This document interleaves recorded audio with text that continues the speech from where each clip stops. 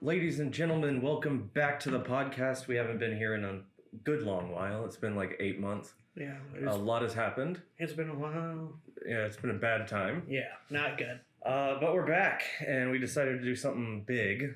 About like a week and a half ago, on the 19th, it was the 20th anniversary of the Lord of the Rings trilogy, which came out December 19th, 2001.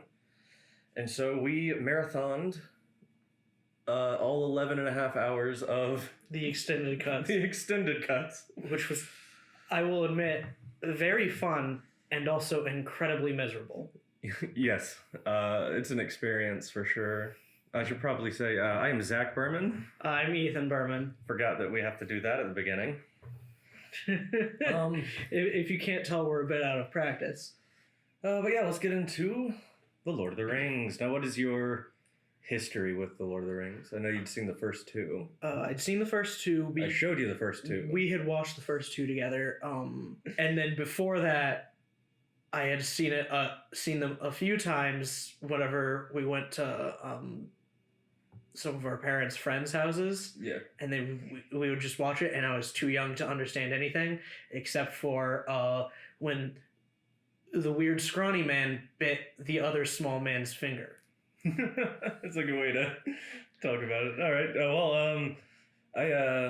I have much more history with it. There was a point in time when I had greater knowledge about the Hobbit films than I did the Lord of the Rings films. Oh boy. Which is strange because I never saw the third Hobbit film. It's bad. Yeah, that's why I plan on never watching it. Other two are fine. I like the first one. I've only seen the second one. I really liked the first one when I first saw it. I watched it multiple times and I really liked it. It's not as good as I remember it. It's fine. The second one I only watched once, and I watched it with you, and there's parts of it I like. Yeah, so I saw these all as they were coming out, and I loved them. I try to do it once a year where I watch all of them. It did not happen last year. Yeah. But it did happen this year. I think it's an entirely different experience doing the marathon and the extended cuts. Yeah. It's rough, but I feel like you get a little bit more out of it. Yeah, I don't think I'm gonna do that from now on. I think I'm gonna do extended cuts definitely. I don't think I'm gonna do it all in one setting. Yeah, and most people would usually say you go extended, theatrical, extended. Two Towers adds the least amount of important stuff. Well, technically, the first one does. The first one is the closest to the theatrical cut. A lot of the stuff they added in the second one is just sort of expanding on stuff that's already there. Yeah. The third one's where it's like they straight up gutted the movie. There's a character that only dies if you watch the extended cut. Yeah, otherwise, he just disappears. Yeah, there's a character, and then there's one that I noticed. I was playing D&D with one of my friends who was he's huge into Lord of the Rings, but that day I had saw a post on like TikTok or something that I did not realize, and I asked him for confirmation, and yeah, it's completely true. In the theatrical cut of Return of the King, Gandalf's staff just disappears. Yeah, he doesn't get it broken. Because they don't have that interaction with the Witch King, he explodes it. There's one scene where they're running up into the city, and he has his staff, and then the next scene of him and, is it Pippin? Yes. The next scene of him and Pippin in the city, he only has his sword, and they're a little bit more roughed up, which is explainable, but not the staff. Why doesn't he have his staff anymore? Yeah, so just right out the gate, this movie's actually kind of weird. It breaks one of the number one rules of film, which is do not start with voiceover. And I've actually been thinking about it, and I don't know why it works as well as it does. I think it has to do with just the way they shoot the like flashback footage and the way it's told, and there's just sort of like a mystic quality to it, the way it sounds, there's like multiple voices that you can hear in the background. It's really cool. It's really well executed.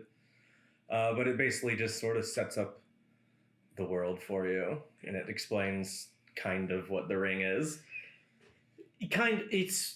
I still don't fully understand it. Like, I know it controls the other people who wear the other rings. Yeah, it doesn't though. Yeah. It doesn't seem to work on elves and dwarves very well. And it works too well on humans, like you said. Yeah, so that's basically so if you watch these movies, you don't know what the hell the ring does. There's like a bunch of them, and Sauron's one ring lets him have like influence over the people who wear the others. It's a trap.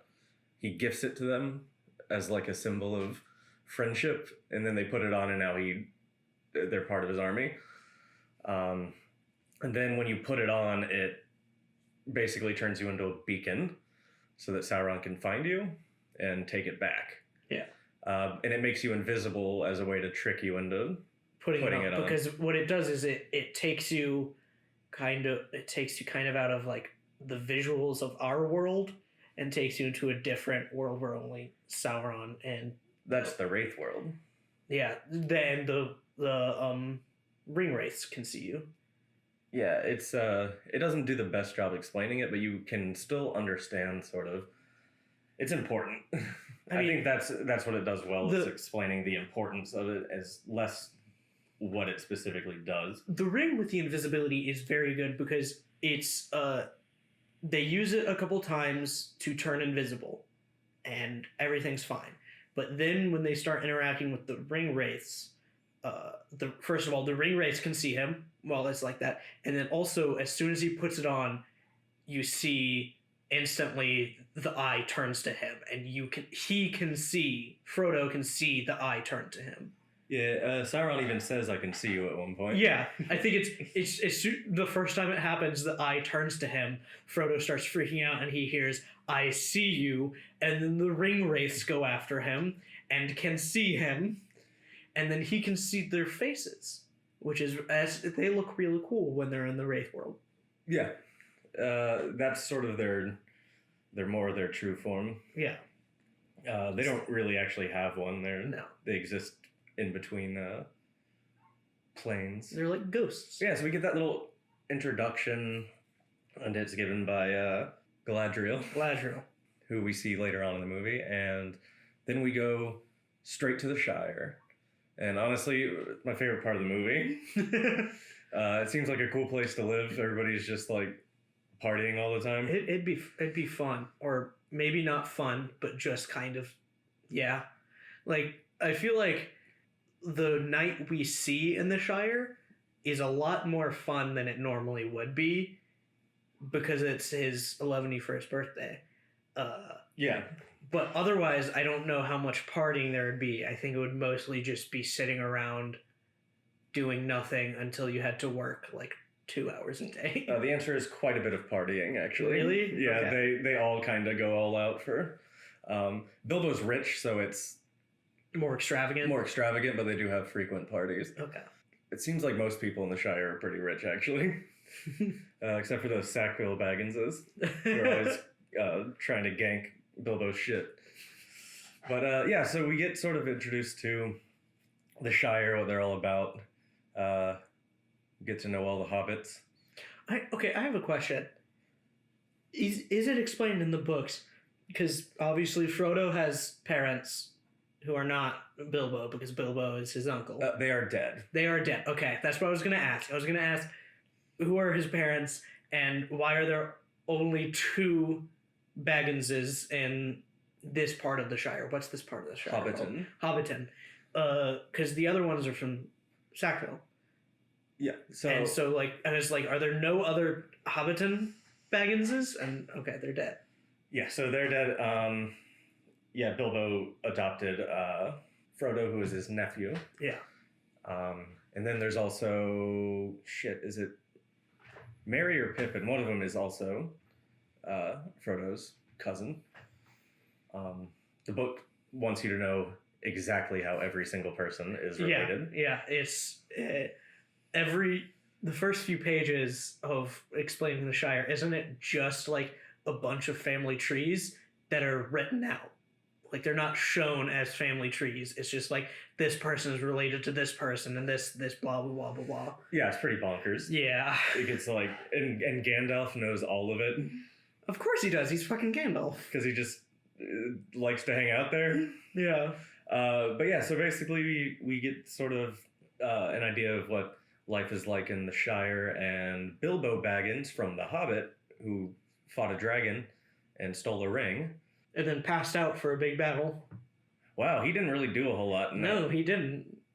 But yeah, so he is 111 years old, which is not unheard of for hobbits, but he is remarkably in good health. Yeah, he looks probably like he's around 70 for a hobbit. Yeah, and he's a bit of a little stinker. He decides he's going to openly insult everyone, put on the ring, and then disappear forever. And it's pretty great. It's also great because he openly insults them in a way that has them thinking, is this an insult? I can't tell. In the book, it specifically says many in the crowd were paused for a moment to determine if they needed to be offended or not. Yeah, it's like it doesn't, and like even there, it doesn't appear to be at any point in the movie where they realize they fully realize they should be offended. What is it he says? I know half of you half as well as I should like, and I like less than half of you half as much as you deserve. Yeah. Basically, I don't know you and I don't like you. But yeah, so he puts it on the ring and he disappears. And that makes Gandalf's ears perk up a little bit. He's like, oh, hold on. Something's up. And that's where he goes and he's like, you know what, Bilbo? You're going to keep that ring here. You're not taking that with you. And Bilbo does not like that. He gets very angry. He is very angry because the ring turns you into an asshole a little bit. Yeah. And so he doesn't want to let go, and he like yells at Gandalf, and Gandalf makes everything go dark and he gets big. Yeah. And I like that part. It's a lot of fun. I like when things go dark and things get big, I guess. But yeah, it's a lot of fun. Scares the shit out of Bilbo. Bilbo decides he's going to leave the ring, and Frodo comes home and he's like, where's Bilbo? Gandalf's like, bud, he's gone. Now keep an eye on this ring. I'm not going to tell you anything about it though. And in the book, he's gone for like 15 years. Yeah. In the movie, he's gone for about a minute and a half. Well, no, in the movie, obviously in terms of screen time, he's gone for like a minute and a half. I think he's gone for a few months. Yes. I think, because it's something that might be something that is mentioned in the extended cut, because in previous watchings I'd never picked up on it. It could just be I missed it, but I do think they mentioned that it's a few months later. Yeah. Now, something that doesn't make a whole lot of sense in the movie doesn't make much more sense in the book is why it takes him so long. Yeah. In the book, it kind of goes into it's less about the issue with him being gone for so long was trying to actually track the ring itself. Yeah. He suspected it was the ring. He knew what the ring was. He was there when it was created. Most men know what it is. That's why Boromir knows what it is. Faramir knows what it is. Hobbits don't have a damn clue. Because they are not in touch with literally anything at all. Yeah, they know a lot of the big history stuff. But yeah, so it's kind of weird he's gone for so long. But in the movie, he just sort of goes into a library. He goes to Minas Tirith. And he goes to... does he go to Isengard first? No, he doesn't go to Isengard yet because he goes there after he tells... Oh, yeah. Because then they have a big, long conversation, and then, yeah. So we'll get to that, but... Yeah, so basically, he's like, hold on to this ring, keep it secret, keep it safe, I will be back. Comes back, he just kind of shows up out of the blue. He likes to do that. Yeah. He'll just show up in your house. Mm-hmm. Gandalf's pretty cool. I mean, it's like he says with wizards, like he shows up, he doesn't give a shit about whether or not you want him there or not. He will show up there if he wants to be there. Yeah. And so that's when he's like, he tells him like, this is the One Ring. It's bad news. we need to get it out of here. They don't even know what to do with it at this point. No, they just need to take it to a group of people who will figure out what to do with it. In fact, first he's like, just get it out. I don't care where you go. Yeah. And then they decide on Rivendell, which is the place where the elves live. Some of the elves live. Yeah. The high elves specifically.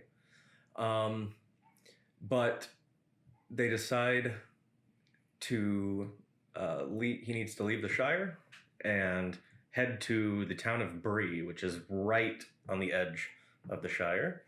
The Shire is not a town, it is a country. Yeah. Which is why it takes him, 3 or 5 days to get there? Yeah, it takes him a bit to get there.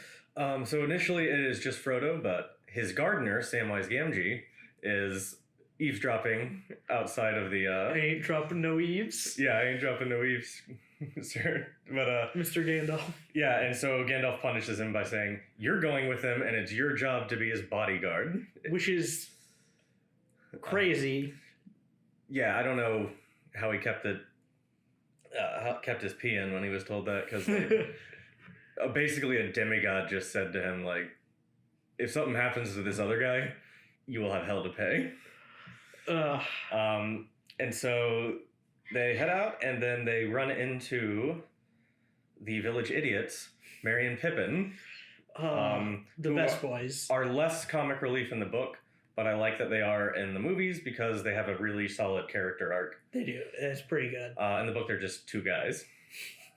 Also in the book, they're there from the very beginning.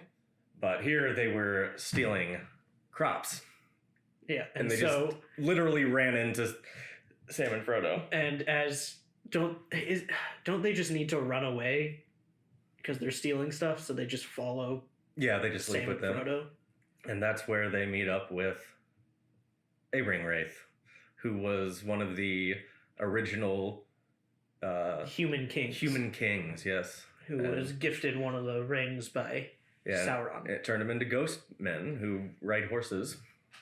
And this is really cool scene because, they hide underneath the tree with the roots. That is directly taken from the original animated Ralph Bakshi clusterfuck. Really? Yeah, not a good movie. It fits the first 2 movies into one movie. It's an hour and a half long. I didn't know that. Yeah. So things just happen. They make a lot of weird choices. Gimli is like a Viking. Aragorn is a Native American for some reason. That's right. I think it's because he's a ranger. Yeah. Which that's not great. Legolas just looks like a guy. And Samwise is an idiot. And I don't mean like kind of goofy like Merry and Pippin. I mean, there is something legitimately like wrong with Sam in those movies, in that movie specifically. Because they did make a sequel called The Return of the King, which I watched 1,000,000 times on VHS as a kid. It's really bad. It's a musical. I always forget that it's a musical. It's got a whole bunch of... It was a different company. Every time you mention it's a musical, it just... Yeah, it has multiple songs, and they are all terrible. Are they songs taken from the books? Because I know there are a lot of songs in the books. Here's the thing. Nope. No? Oh, why? It's right there.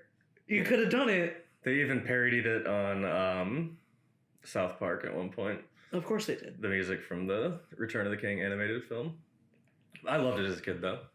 It's something else. We'll have to watch those, too. It's not fun. But yeah, so they escape the ringwraith, and they make their way to Bree. Into the prancing pony. One of my favorite little details is they knock on the door, and the guy opens the little window thing, and he can't see anybody, so he goes down to a smaller Hobbit-sized window. Because it's the only place outside the Shire that Hobbits go. Yeah. They also get a few dwarves sometimes. Yeah. And then we get our first Peter Jackson cameo. Man-eating carrot. Oh, yeah. I couldn't remember which one it was. He's on screen for about 12 frames. And he just takes a bite of a carrot. Yes, he comes back in one of the Hobbit movies as Man Who Eats Carrot. Yeah. And so they make their way to a bar called the Prancing Pony. Now, at this point, Frodo has been working under the name Underhill. And he introduces himself to the barkeeper As Underhill. Underhill. And Merry and Pippin both see him say this, and they seem to acknowledge it too. They're like, Underhill, okay. Now, they are drunk. They are drunk later, so that's they fair. order pints, and they are very happy that you can buy pints. Yeah, they're very impressed. But no, I think the other hobbits, all the three of the four hobbits order like hobbit-sized drinks, I think. Yeah. And then either Merry or Pippin comes back with a pint, and the other one is like, "What's that?" And he's like, "It's a pint." And so the other one stands up, carrying his small mug, and it's like, "I'm gonna go get a pint," and he goes to the bar to get a pint. So they already had a drink too. Yeah. And so basically, he just blurts out, "I'm here with my friend Frodo Baggins," and he's points right there directly at him. Yeah, and so everybody, why does everybody... Oh, he freaks out, falls on the floor, ring slips on his finger, because it can, in fact, move on its own. Yeah. I think he freaks out because everybody turns to him, and there are a few people there who work for Sauron or something? Or spy? I don't really understand it, but there are some people who are like, "Oh, that's Frodo Baggins, it's the one with the ring." Well, they don't know specifically why anyone's looking for him, but the ring race had been there previously. That's right, the ring race were going around, and so everybody had heard the name Frodo Baggins. The orcs had tortured Gollum. Got the name Shire Baggins. And so the ring race just went Shire Baggins, and some guy was like, "Over there, like 50 miles. Just get out of my restaurant." And so disappears, and that catches the eye of a creepy man in the corner. Just a creepy guy smoking in a corner. And with his hood up indoors. Yeah, and he's like, "You guys are just fucking up left and right. I'm your boss now." and they just say yes. He gives them a place to sleep. Great improv. And the ring race make their way to the prancing pony because he put on the dumb ring. And they go into the room, and they go to stab, but it's just pillows. Okay, well, wait. They stab repeatedly. Yeah. They stab all of the pillows about 30 times before realizing they're pillows. Yeah, they are not intelligent. I know. It's exactly, like, I feel like that's, like, it might not be intentional, but for me it shows me that, oh, these things aren't smart. Yeah. You just stabbed a pillow 30 times, and afterwards you're like, wait, this isn't a hobbit? Well, their entire strategy for looking for these guys was just saying their name and the place they live. Yeah. They're not bright. No, of course not. Yeah, they're basically mindless drones. I mean, with the exception of the Witch King, who doesn't show up until... He turns out to be an idiot too, huh? Yeah, he is a bit of an idiot, but he's smarter than the rest of them. But also, he doesn't show up until the third one. I do like for some reason. In Lord of the Rings, all the good guys are smart and all the bad guys are real dumb. Like, even Merry and Pippin, who are introduced as very dumb, do some smart things. Yeah. Not yet. No, not yet. No, not at all. They just did probably the dumbest thing they have ever done. So yeah, they were supposed to meet Gandalf in Bree, but he has not shown up. But we learn that that's because he goes to the leader of the wizards, Saruman the White. Yes, the leader of the two of them that still do anything. Yeah, the other ones, two just fucked off, and the other one just hangs out in the woods with squirrels. Yeah, he doesn't give a shit about men or elves or literally anybody. He just gives a shit about animals. I do think it's funny that in this universe, God created 5 angels. 4 of them failed. No, I don't. I think there's more, but he only sent 5 of them off to Middle Earth. There are only 5 wizards. There are more in that class of being, but there are only 5. That's what I meant. There are 5. There are multiple of that class of being. There are multiple kind of angels, but only the 5 Maiar were set to be wizards. Yeah, because there's also the demons that are on the same level. Yeah, which we'll get to. So he goes to Isengard to meet with Saruman, and the leader of the 2 wizards. Well, Two lizards. And he has made a heel turn. Yeah. He's not a very nice man. No. He wants the ring for himself. He wants the ring for himself. And they have a wizard fight. And somehow Gandalf ends up on the roof of an 800-foot tall tower. And so his moth friend shows up.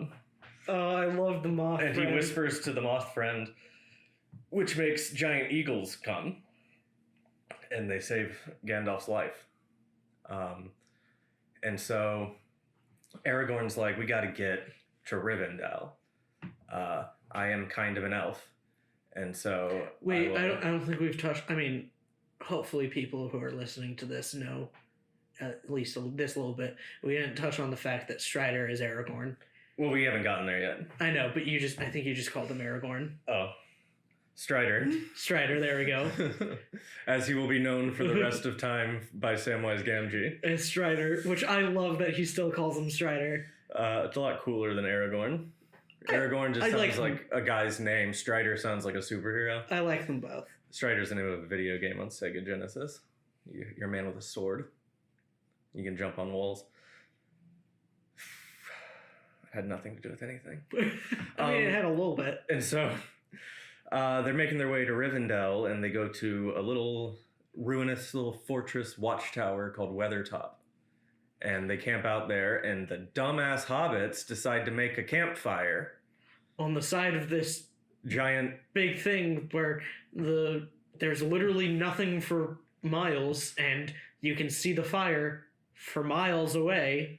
Yeah, so they get caught by the ring wraiths, and poor Frodo gets stabbed for the first time of many. Gets stabbed right in the lung by what's known as a Morgul blade, which is a poisonous blade. It's like, it gives him like radiation sickness, basically. Yeah. It starts like bleeding out of his eyes. It messes him up real bad. Yeah, he can't breathe. He's sweaty and gross. So, and they're like, he gets a little thing and he puts it in his mouth and he rubs it on the wound, but he's like, this ain't gonna do shit, guys. I'm just wasting time. We need elves to help with this. Yeah, so he goes home to Rivendell. That's where Archie lives. I'm gonna say, yeah, I always hear not always, but sometimes I hear Riverdale and I'm just like, what? This is Lord of the Rings. Yeah, so he's like, we gotta go to Rivendell, the elves can help him. And so but it's too bad, and they can't get enough distance from the ring race, and they're all about to die. But Arwen, which is Strider's girlfriend, ex-girlfriend, I believe, at this point. Kinda. He did just kind of leave. Yeah. But she shows up and she's like, I'll take the little hobbit guy, and she summons a wave made of water horses to wash away She goes full Poseidon on those ring race. Yeah, maybe Morguls. the best change from the books and the movie is this, because in the books she barely even exists. Yeah. And I think it's an elf called Glorfindel who saves Frodo in the book.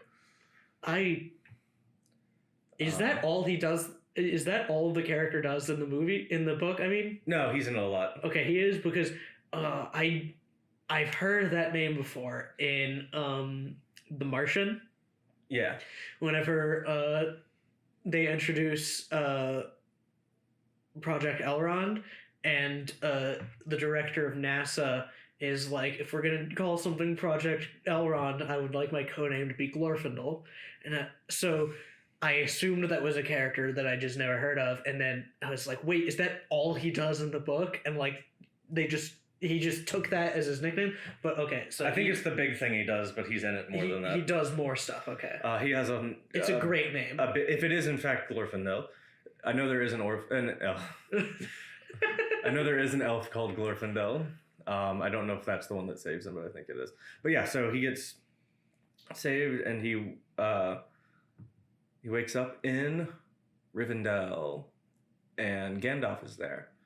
And one of my favorite memes is he's like, you were supposed to meet us at the Prancing Pony. And he's like, I'm sorry, Frodo. I was delayed.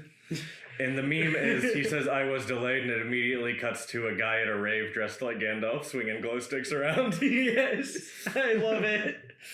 Oh, that's great. But yeah, he's getting his ass kicked on top of a tower. Yeah, and waiting for a moth friend to go bring some giant eagles around. Yeah, and so a little other guy is there called Bilbo, and he's old as shit. Yeah, and I think this is where they mention how long it's been since the birthday, because I think Frodo mentioned something about you left months ago. Yeah, I think it's something like 6 months or something like that. Frodo's journey, I think he's asleep for a few days whenever he does get to Rivendell, but before that his journey was only about 10 days. So the rest of that time was mostly just waiting on Gandalf. Yeah. And so this is where you find out that Strider's name is in fact Aragorn, son of Aerothorn. He's one of the Dunedain from the kingdom of Numenor. And that's a lot of words. Yeah. So we're going to go through them real quick. Aragorn, son of Aerothorn, that's his dad. He is from the bloodline of Isildur, the guy who cut off the ring and then died in the woods. And then the Dunedain are men that live really long, and they're from a place called Numenor that was sunk into the ocean. But why do they live so long? God liked them, I think. And then is it like a Atlantis thing, whereas like they were real great and then they did something to piss off God and then he was like, fuck you. Yeah, he also broke the world. It was flat and then he made it round. Yeah, so it was like he was like, I like you, you're gonna live a while, and he was like, not so much, I'm gonna break the world and I'm gonna sink your country. And then after that, he was like, okay, but anybody who survived can still live a long time. Yeah, that's one of two theories about what the Amazon series is about. They think it's either about the fall of Numenor or it's a little bit earlier, and it's about Valinor before it went into space. Valinor is where they go on the boat. Jesus Christ, this is dense. God. These books, because like we're getting into stuff that isn't even in the movies. Yeah, but it's all the questions that people ask when you watch the movies with them. Yeah. Why is he so old? Oh, jeez. Because we get to that in the third one. He's from a bloodline that lives a long time. It's like, why? It's like, you don't need to know. Yeah, Aragorn looks about 39, 40, 41. He is in fact 87. Yeah. But yeah, so we also learned that he was raised by Elrond in Rivendell, and he's dating Elrond's daughter Arwen that we already met, and Elrond does not like this because all the elves are leaving Middle-earth and they're going to the undying lands of Valinor. And he does not want her to stay. If she stays with Aragorn, she gives up her immortality. Yeah, because the thing is elves are immortal, Arwen is a couple thousand years old, and it's a weird thing that, like, there's also the idea that if she stays, she gives up her immortality. But she'll also probably, we learned this isn't how it works, but, I mean, it is how it works, but it doesn't work out that way, where she'll still live hundreds of years longer than him, and she will age very slowly compared to him. They can only die naturally of one thing, and that's heartbreak. Which she does. Yeah. She dies, I think, a year after him, or is it like a day after him? I can't remember. I think it's a year. But yeah, that's pretty much the only thing that can kill a elf that is somewhat, in quotes, natural. Yeah, that isn't external. Yeah, it makes their magic go away. But yeah, and they have the Shards of Narsil, which is the sword that cut off the ring from Sauron's finger a few hundred years earlier. And it's also it's really cool because it cut off his finger after the blade was already broken, and so it's the inside of the broken part of the blade that cut it off. Yeah. And so whenever Boromir picks it up, he touches the inside of the break and it cuts his finger, and he's like, it's still sharp. And it's like, but that wasn't sharpened. And it's like this cool thing of like, why? Yeah, and that brings me to, and a man called Boromir walks in, and he takes a look at it, and he's like, wow, I love this. I love my country. I love this sword. And he touches it, and he's like, ooh, that is sharp. And then he stares at it for a second, then he goes, fuck this, and drops it on the ground and leaves. And I think it's just the perfect way to sum up Boromir as a character. That's completely, yeah, okay, yeah. I've never looked at it that way. Yeah, he just goes, wow.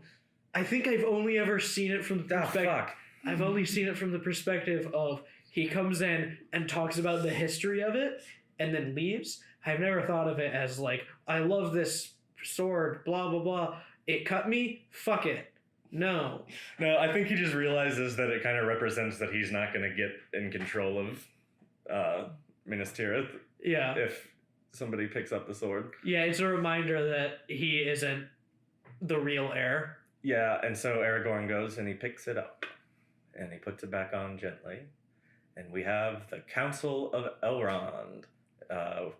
And it's a lot of fun. I like this scene. It's got a bunch of dwarves, got some elves, got some men. Boromir is there.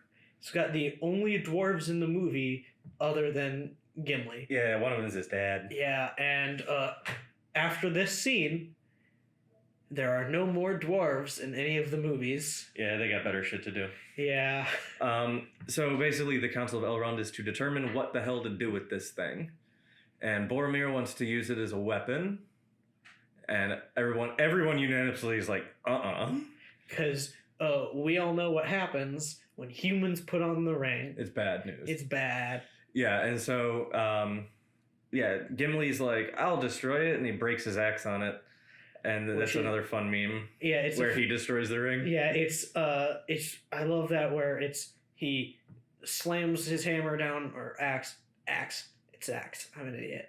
He slams his axe down on the ring, and then it immediately cuts to Sauron's eye tower falling, and that's great. It's one of my two favorite types. It's one of two of my favorite type of video, which is the one where it's like, what if this character just won the entire thing? Just did the thing. And the other one is Porkins from Star Wars destroys the Death Star. Oh yeah.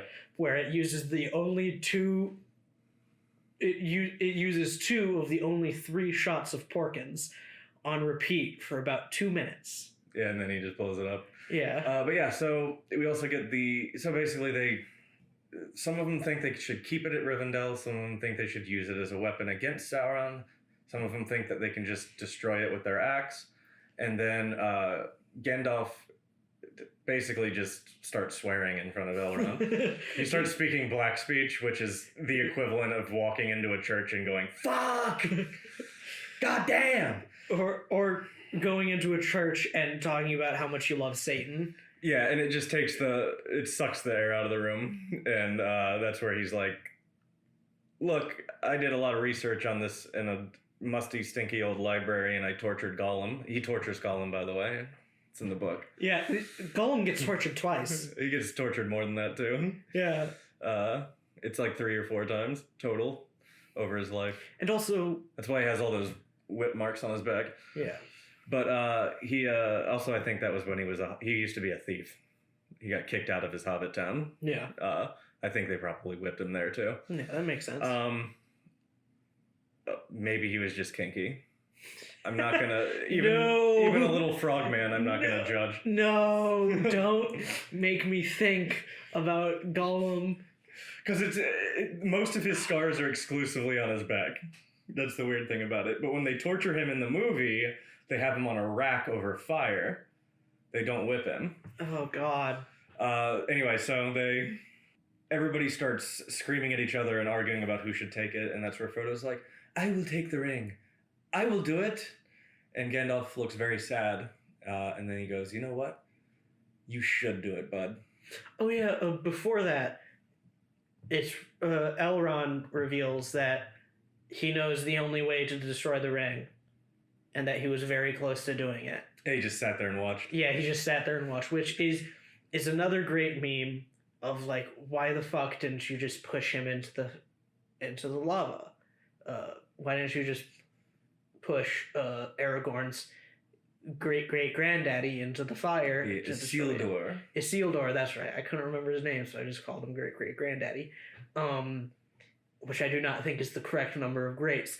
But anyways, that's a great meme of like, why didn't you just push him in? But also, he physically could not. He could not, because as soon as you get close enough to the ring, you do not want to destroy it. Yeah, it's the same reason that Sam didn't push Frodo in. Exactly.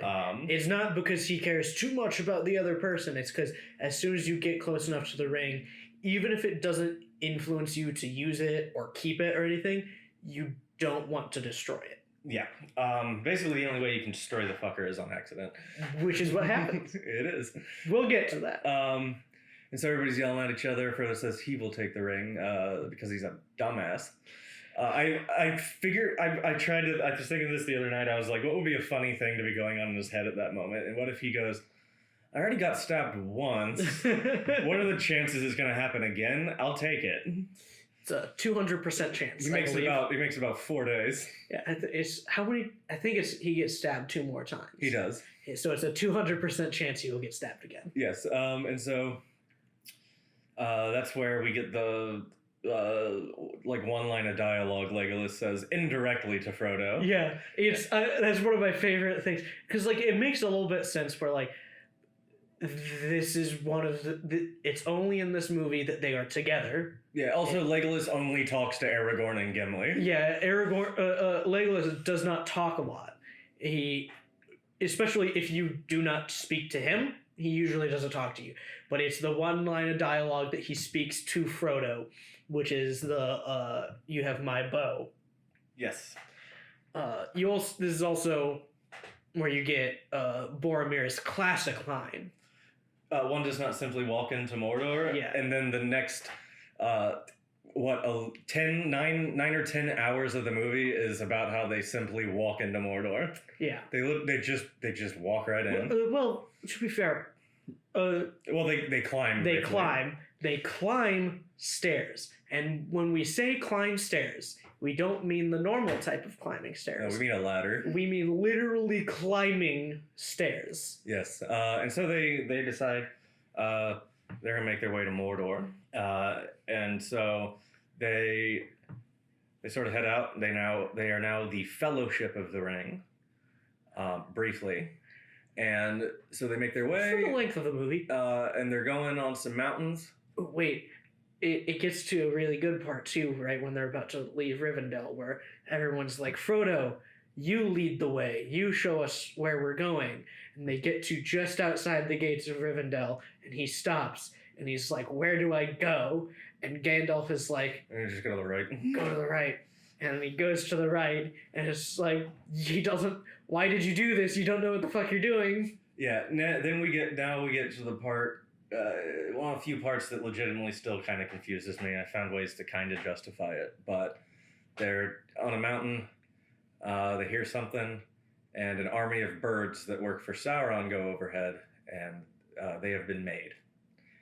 He knows where they are now. Specifically, Saruman knows where they are. And this is where they decide, do we go over the mountain or do we go through the mountain? And Gandalf says, under no circumstances should we go through this mountain. And Gimli says, my uncle, who I haven't spoken to in 50 years, at least 50 years, he lives there, and he will give us a hero's welcome. And Gandalf says, we will not be going through the mountain. And then he goes, actually, let's let Frodo decide. Yeah. Frodo goes, but let's go through the mountain. And Gandalf's like, okay. And then Gandalf is very upset by this, and then they continue to go through the fucking mountain. Gandalf, why did you give him a choice? Now, I think this is because I don't think Gandalf can do anything to directly influence the journey they're on. He can react to things that happen, but I think he's limited in his power of influence over it. So I think it's a decision that he just cannot, under the rules that he operates, make. That's fair. I think that's it. Otherwise, it's just sometimes Gandalf's an idiot. But also, what the fuck, Frodo? Yeah, I don't know why he chose to go through this damn mountain. Don't go through the mountain. The angel wizard told you not to. Yeah. So they go into Moria. And they're in a little cave with a lake. This is another time where Gandalf's a big dumbass. They come It doesn't make sense. Dwarf doors are magic. You can only see them if the light hits them and if the moonlight hits them, and you can only open it if you know the password. And there's a riddle. It says, "Speak, friend, and enter." And they sit there for like 6 hours, while the smartest being in existence doesn't realize, just say the word friend in every language and you'll get it right. Yeah. He thinks it's speak, comma, friend, comma, and enter. But it is in fact just say the word friend. So Frodo's the one who figures this out. He knows about 10 words in Elvish. He goes, "What if you say it in Elvish?" And Gandalf goes, "Beloch." And the door opens. But there's a monster inside. Outside. Well, that I was going to say. But it doesn't come out of the door. It comes out of the lake. And it grabs Frodo and swings him around because it's Frodo. He's basically the Peter Parker of this universe. He can't go 5 minutes without having something traumatic happen to him. He just gets ragdolled, thrown about. Screaming like a little bitch. And it's honestly, you see it for about 5 seconds. It's really dark. It's mostly submerged. Coolest design in the whole movie. It's so cool. It has no description in the book other than arms come out and grab Frodo, and it lives in the lake. So they went, it's Cthulhu. Yeah, they're like, it's a weird octopus monster where like it has a mouth. It comes out like an alien. Yeah, it's not a beak like an octopus or a squid. No, not. Octopuses have beaks, right? So do squids. Yeah, so do squids. And but cuttlefish. I couldn't remember if it was only squids and not octopuses. But yeah, it's not a beak. It is a mouth with teeth, and it is disgusting and awesome. Yeah, I do not want to get eaten by it. It looks because it looks like it would crush you on the way into. Yeah. And so they shoot some arrows at it. They cut off its arms, and Frodo is safe for about another hour. And they have to run into the door, and the door collapses behind them, right? Yes. Which is where Gandalf is like, "Oh, we have to go through the mountain now," and it's like I think Gandalf might even break the door to keep the monster. I can't from coming remember, in. but like they kind of make a big deal about the fact that they can't get back out the back way, and it's like you shouldn't have gone here at all. Yeah, and so it is very clear immediately when they get in there that everyone is dead. Yeah, but there's not a single candle lit. There's skeletons everywhere, and it is not clear to any of them. It's obvious. Like, you watch this movie, and as soon as they get inside, you as the viewer are like, "Oh, everyone in here is dead." But Gimli and the rest of the Fellowship is like, "Okay, let's keep on moving. Let's find my uncle." Now, part of this, I also believe, is that dwarves, when they face something bad, they will just dig further into the mountain and then abandon the outer area. So I think that's what it is. So Gimli just saw a bunch of dead bodies and just figured like this was from like 300 years ago. Yeah. Not a big deal. Now, when they do walk in, Gandalf is immediately suspicious, but he does not say anything. Good. He just kind of looks around. And then in about 5 minutes, he looks around and goes, "I have no memory of this place. And I still cannot find an explanation of what the fuck that means." It does not make any sense. I do not know what it means. I have no memory of this place. You haven't been here, Gandalf. I should ask my friend why that's a thing that exists. Oh, you can Google it and people are like, "I don't know, dude." No, well, I want to know. I'm not looking for a factual understanding of it. He's a big fan of Lord of the Rings. I just want to know what he thinks it means. Now, I think it's referring to like he walked in expecting one thing from what he had read or what he had been told about Moria, and now he's lost. Yeah. And he's like, "This place is not the same as it was when I got that information. Something bad happened." Even though he already knows something bad happened. Everyone knows something bad happened except for Gimli. In fact, it is known prior to going in that they woke something up. Yeah. And because that's why Gandalf doesn't want to go in there. Yes, I don't understand why they went in the mountain. It's so weird.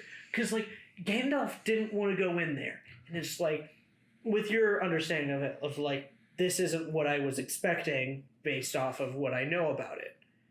Why didn't you want to come in here, Gandalf? It's like, oh, because you know they woke something up, which means you should be expecting everyone to be dead, which means why the hell did you go in there?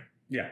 Okay, so they chill for a bit, and this is when Frodo says the classic, I wish it need not happen during my time.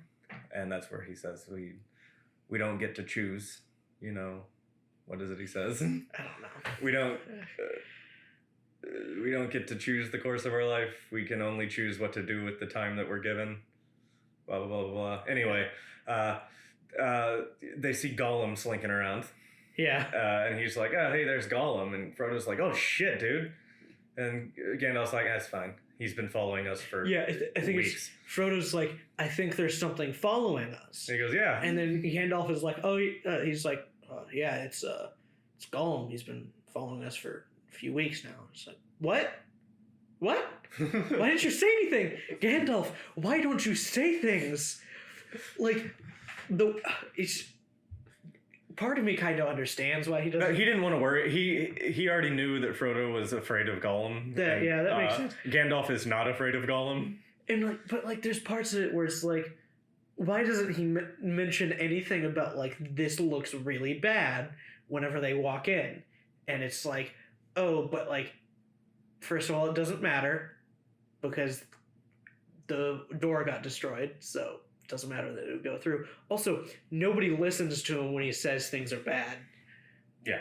Which we established like 2 minutes ago whenever they were like, let's go through the mountain, and when he said no. Yeah, he also says that no one listens to him. He also says he believes Gollum still has a purpose to serve, so that's right. why he's letting him follow. Which is the entire reason they don't kill him, is because Gandalf is like, there's a reason he's still alive, and I don't know what it is, but it exists. Yeah, and then suddenly Gandalf remembers where to go. Yeah, which is, what? You had no memory of this place. So they make their way into a room that is very clearly a tomb. Takes Gimli a few seconds to realize that it's a tomb, even though there's nothing else it could be. It is a tomb. There's skeletons everywhere and a very obvious coffin. Yeah, his uncle is dead. There is a book. It says, we woke something up. There are orcs down here. I can hear their drums. They are coming. And there's a well in the corner for some reason. And there's a body on the well. For some reason. And Pippin knocks the body, which is attached to the bucket, down the well. And it is one of the best scenes because it just keeps falling. It falls for so long. Falls about a mile. And it's just his face when it happens as it falls for a minute. And it gets louder and louder as it goes down. And everyone stares at him, and you're just like, he's just looking at all of them like, oh no. Gandalf calls him an idiot, tells him to kill himself. Not a joke, he says, next time throw yourself in. Yeah. I love Gandalf. Some orcs start firing arrows into the room. They barricade the door. Boromir looks through a little crack and he goes, they've got a cave troll. And then the cave troll, with perfect comedic timing, busts down the door. So now they're all fighting a giant troll that basically has elephant skin. So the arrows don't do much. Swords don't do much. He corners Frodo into a corner. It's redundant. And stab number 2, about 3 weeks after the first one. Yep. Gets him real good. And he, the way he reacts every time he gets stabbed. He appears to die. Yeah. Everybody gets very angry and they're out for revenge. Merry and Pippin climb on top of the troll and stab the shit out of it until it dies. And this was... Wow, they actually do something. I just remembered they do something. Yeah, they get his brain real good. Yeah, like, they shouldn't have had to do that because he shouldn't have knocked down the body in the bucket, but they did something impressive. They killed a cave troll. And that's where they learned that Frodo is in fact alive. He only passed out because he has mithril, which is it's mithril. Yep. I don't know how to describe it. It's really, really strong armor that dwarves and elves make. It's adamantium armor. Yes. He's got a suit of chainmail. Well, no, it's vibranium because it's ultralight and it doesn't kill you. And so they go, we got to get the hell out of here. They got to go to the Bridge of Khazad-dûm. So they make it's the best music in the whole series. And they're making their way. It's just a giant chasm with like a 2-foot wide bridge. Yeah. With no railings. I do not want to live in a dwarf city. Elves have railings. Yeah. Dwarves do not. They're too good for it, I guess. It's great too because they're running through this just empty chamber of just hundreds, if not thousands, of just giant pillars. Yes. And all the orcs are following them, and you can see all their torches and everything. They are 100% surrounded by hundreds, if not thousands, of orcs. And there's a sound, and suddenly they all scatter, and then there's fire down the tunnel. It's a fucking demon. It's a demon. Balrog of Morgoth. Gotta roll those R's. Yeah, you gotta get that real good pronunciation. Yes, now this is a demon on par with Gandalf in terms of power. And so he's like, get out of here. I'm gonna fight this demon that's 20 feet tall. These things, I read about them while we were watching because I had a bit of a bad understanding of what they were. They're really cool. So they're basically the same in terms of power level as Gandalf. It's a bit of a weird situation where one thing we were talking about whenever the cave troll showed up when we were watching is the fact that the cave trolls all just kind of went underground and like disappeared from each other. Like they just hung out by themselves for a long time. So they got very antisocial. And so they don't really talk much, which is why this troll doesn't say anything, even though there's other trolls in The Hobbit that talk, which is something that kind of happened with the Balrogs, where they just kind of stop interacting with other Balrogs, which is why he doesn't talk, and he doesn't seem very intelligent. But I think they used to be very intelligent, like on par again with Gandalf, but also back when there were like a bunch more of them. They were the main forces of Morgoth, the original Dark Lord's army. Exactly. That was like the first age, right? Yes. Yeah, and so thousands of years before. Yeah, thousands of years. There were a bunch of them. I don't know how many. They were very badass. They rode dragons. And they were not Smaug dragons. These were giant. They were big dragons. Smaug is tiny.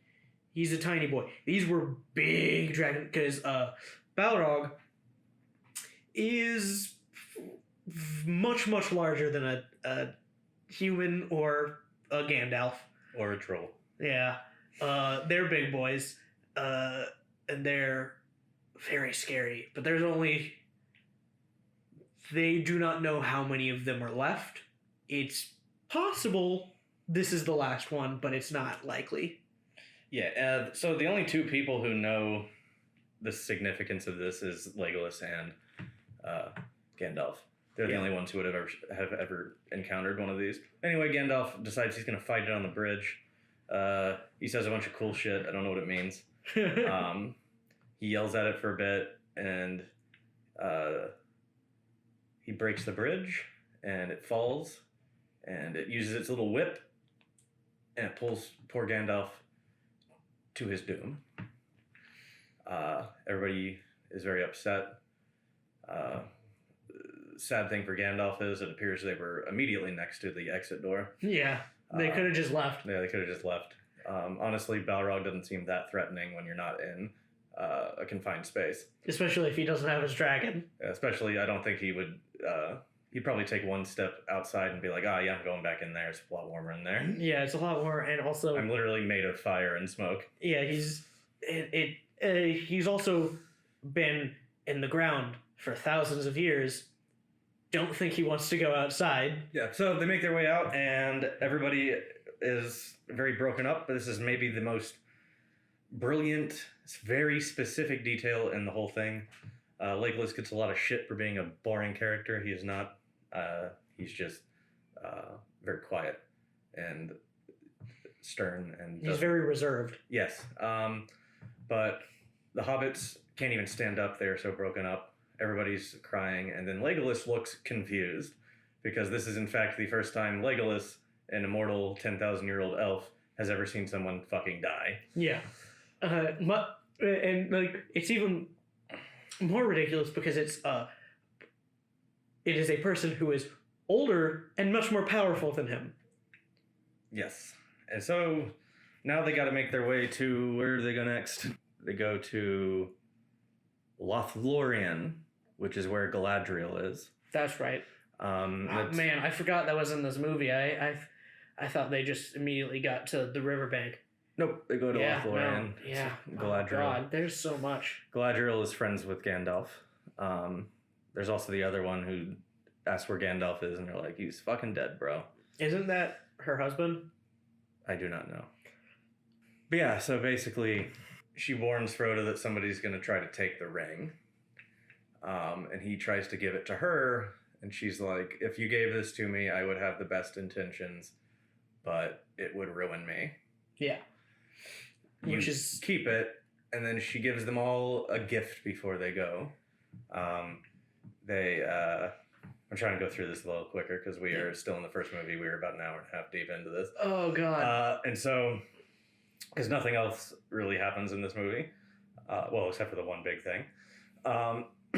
She gives him gifts. She gives Sam a magic rope.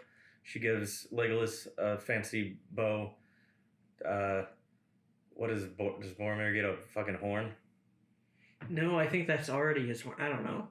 Anyway, I don't know what Boromir gets. It doesn't matter. It does not matter. Yeah, she gives Frodo a little vial that lights up.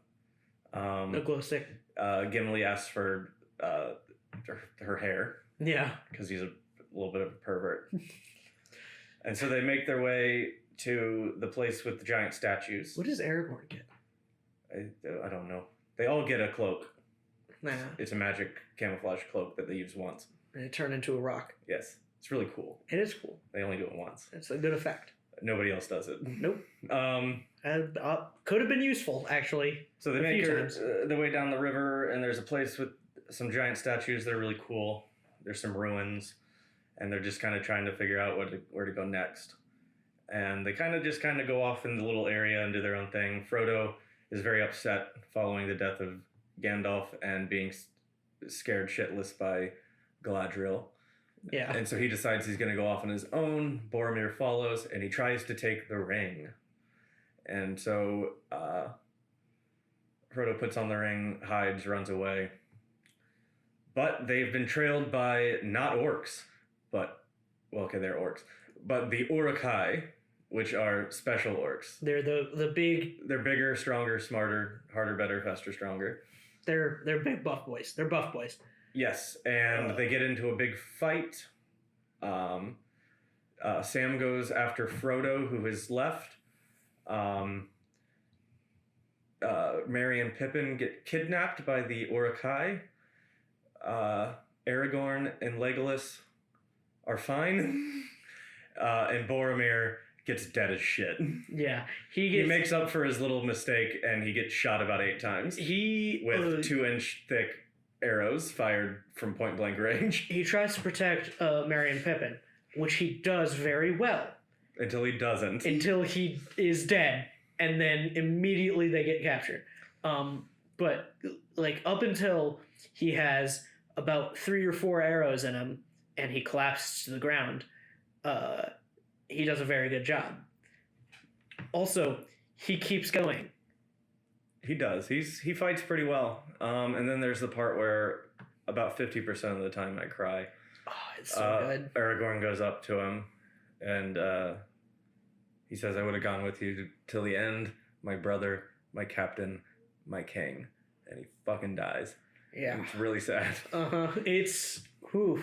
And so Frodo is in a little boat on the shore, and he's going by himself, and Sam is like, I'm coming. Frodo says, I'm going alone, and he says, I know, I'm coming with you. And he chases after him.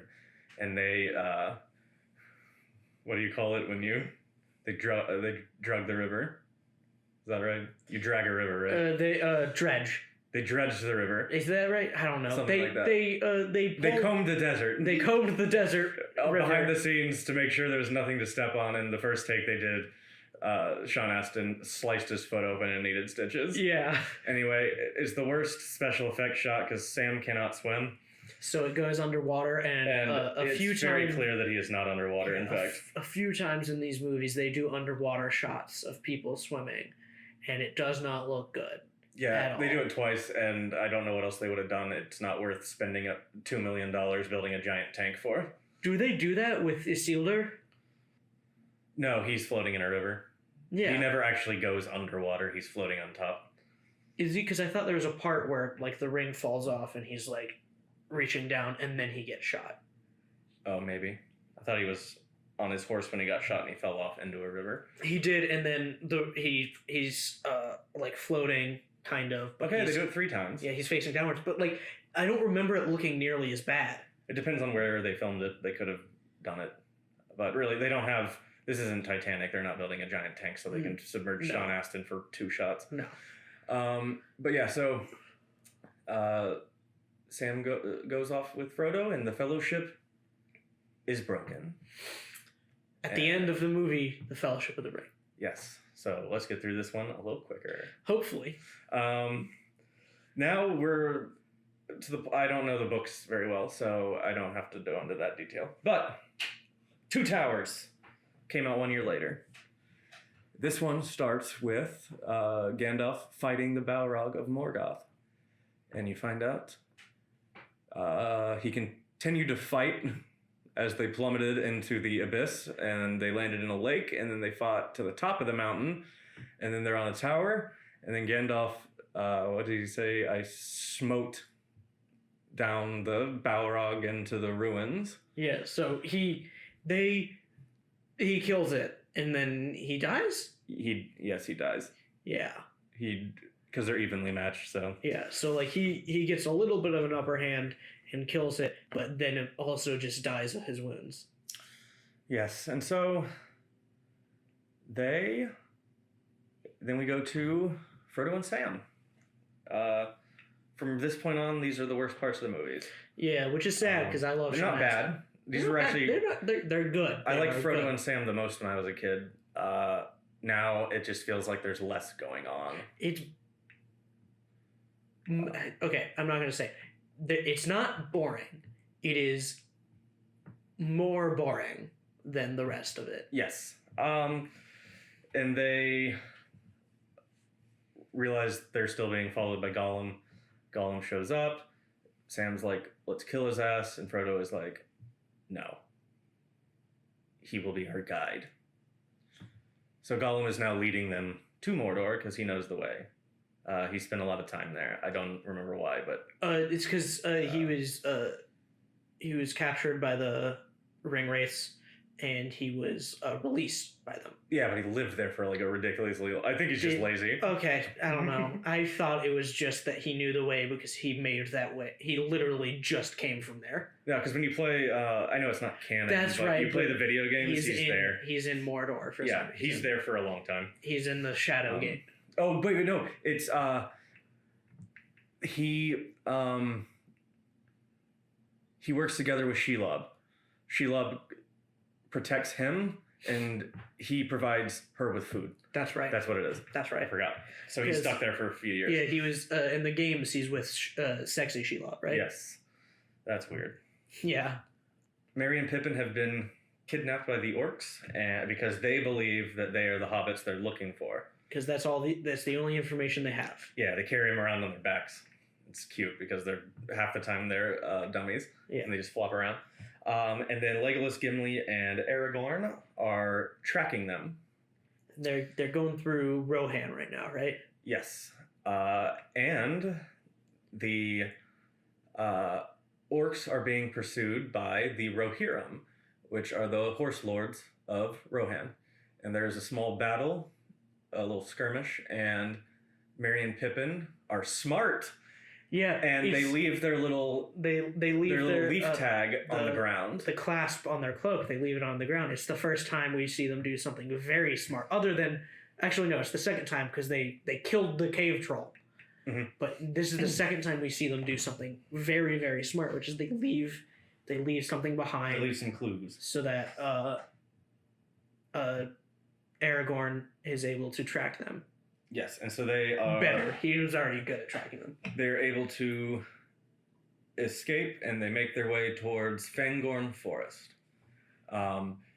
Meanwhile, the trio are searching for them. They find the little thing. They find where the skirmish happened. They find the ropes that they undid, and then they go, oh, they're in the forest. Well, Is it Fangorn?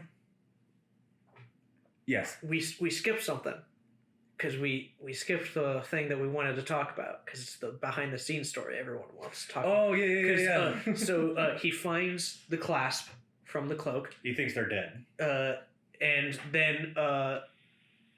then they get surrounded by the Horse Lords, led by Carl Urban.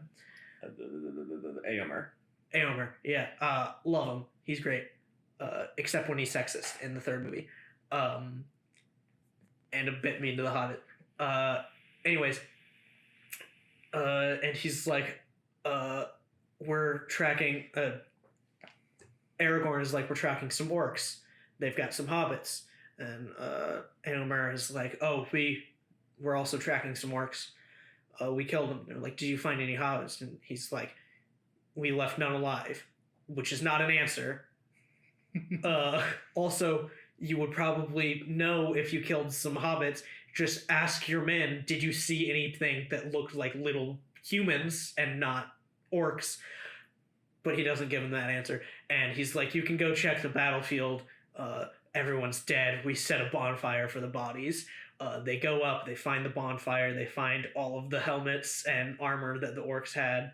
And Aragorn gets real mad and sad. And he kicks the helmet and screams out in anguish. And do you want to tell the story? He broke his toe. Yeah. Vigo. They kept doing the take where he was kicking the helmet and then screaming, and the scream just wasn't good enough, so they just kept doing the take. It didn't sound real. So there was a time when he kicks it, it doesn't go nearly as far, he broke his toe, and so he screams out in pain. And Peter Jackson was like, that was great. Why didn't it go very far? And then Vigo's like, I think I broke my toe. Yeah. And they did. He did. And they keep the scream. The kick is a different kick, though. They stitch you once you know it. You can notice it's 3 shots stitched together. Yeah. It goes kick, actual reaction, fake reaction. Yeah. But yeah, so they... the part where he collapses on the ground, he goes back to the fake one. Yes. But his scream of pain is very... Well, his scream of sadness and anger is actually his scream of pain. Yes, and that's also where we learned that for whatever reason, Éomer was kicked out of town by the king, Theoden. So that's why he's just wandering. Yeah. And then after doing that, Aragorn goes to the actual battlefield, not just the bonfire, and then almost immediately does his ranger tracking. Is like, oh no, they're alive. Yeah, he's like smelling stuff. He listens to the ground. He slaps a boulder into the pilgrims used to ride these babies for miles. But yeah, so they go into the forest where Merry and Pippin went. Now, Merry and Pippin went into the forest, but there was one single orc that followed them in. They're in bad shape, but a tree kills the orc. And then the tree thinks that they are orcs, but he's like, we're not orcs, we're hobbits. And he's like, then I will take you to the White Wizard. And they're like, oh shit. Which, by the way, that's Saruman. Because Gandalf is the gray, Saruman is the white. Yes, he becomes Saruman of many colors. But that does not happen in the movie. Because I don't know anything about that, but that sounds dumb. Yeah, so, yeah, they're going to Saruman, apparently. And then, so the trio keeps chasing after him. There's a cool shot, though, where he finds the White Wizard, and there's white light, and Merry and Pippin are like, fuck, and then it cuts to something else. Yeah. But yeah, the trio go in, and that's where they find a little nook with a little rock, and that's where the White Wizard makes an appearance, but he's completely whited out with They light. are blinded by And he the starts light. talking, and it's Saruman's voice, and then it translates into Gandalf. Gandalf the White, he He's is alive. Back. It turns out he died, and then he flew through space for a few hundred years, relative. And forgot everything, And then- including his name. Yes, and then God brought him back to life. Yeah, And now he is the White Wizard. He is now in charge. yeah. Which is why Treebeard, which is the giant tree guy, only called him the White Wizard, because that is all he knows him as, because Gandalf doesn't remember his own name. Yes. Oh, I should clarify though, the wizards are really, really old. They have only been in Middle Earth for as long as the ring went missing. Yeah. They were specifically sent to keep an eye on and eventually do something with the ring. And then they were supposed to just immediately leave after that. That's why they all failed. 2 of them fucked off. 1 of them chills in the woods. 1 of them worked for the enemy. Yeah. 1 of them fucking died. So they all kind of failed. Yeah. Gandalf just got a second life. He got the he got a one-up one mushroom. up. He Yeah. got a one up. He got enough coins. Yeah, and at this point he does not remember who he is or who anybody else is, but he very quickly is able to remember. Yeah. And then we go back to the boring shit. Where Is this the part where they go through the swamp? let's just get all of the Frodo and Sam stuff out of the way. Yeah, we'll go all the way through to the end of the movie, and then we'll go back and talk about the others. They go to a scary swamp with ghosts that pull you in. It's really cool There's and candles. creepy. There's fire coming out of the ground. Then they see some what are known as the Mumakil, known by hobbits as Oliphants. Yeah, the big giant elephants with multiple tusks. Yes, and then they are kidnapped by some men from Minas Tirith, led by someone called Faramir, who we soon find out is the brother of Boromir. And his dad doesn't like him. His dad likes Boromir. Yeah. He thinks Faramir sucks because, you know that place they fight and it's just a giant city and it's all ruins? Yeah. That was Faramir. Yeah. He was supposed to protect... It's not his fault. No, They it were is, outnumbered. it is absolutely But- not his fault. And like that, Denethor thinks he's a failure. Yeah. Denethor is the steward of Gondor, which is and- another country. And Faramir multiple times is put in charge of protecting that place, and multiple times he fails, and every single time it is absolutely not his fault. Yeah, I also like that Boromir is he fails at his mission. He tries to steal the ring. He's he gets angry. Yeah. He's unsure of himself sometimes. But I like that one of the biggest differences between the two is one is a nationalist and the other isn't. Yeah. Boromir is like, I will do anything for my country. I don't care if the ring could be bad. We got to try it. I don't care if it kills everyone. And Faramir very quickly decides, like, it's not worth it. And one thing I also like, I think it's in this movie where we get the flashback to Faramir and Boromir together. And And it's very clear that Boromir does not like the way Denethor treats Faramir, Yeah. but there's nothing he can do about it. It's like where it's clear that Faramir and Boromir are very close. They like each other. There's no bad blood between them. And even ignoring the way Faramir is treated, it's very clear that Boromir just does not like Denethor. Yeah. It's like he's like, your dad is coming, and he's just like, oh God, why? Yeah, they both have the same reaction. Gollum isn't kidnapped with Frodo and Sam, but Faramir and his men find Gollum in a cave, eating a fish, and they want to kill him. Frodo says, why don't you kidnap him instead? Don't kill him, please. But Gollum interprets this as being betrayed by the master, Yeah. and he holds a grudge for the rest of the story. But eventually, Faramir learns like the truth about the ring and sort of like comes around and lets him go. But they do have a big battle at that place and that's where the Nazgul come in on the fell beasts. Yeah, the ring wraiths come in with their weird, almost dragon things with very long necks and tiny heads. Yes, the place is called Osgiliath. Osgiliath, yeah. So they're able to get away, and they're going back towards Mordor, and before their part of the story ends, that's where Gollum is talking to himself, and he says, "We will take the hobbits to her." Yeah, and that's then all we know. That's how that storyline ends in this movie. Something I just realized at Osgiliath, there's a lot of fights there in this one war.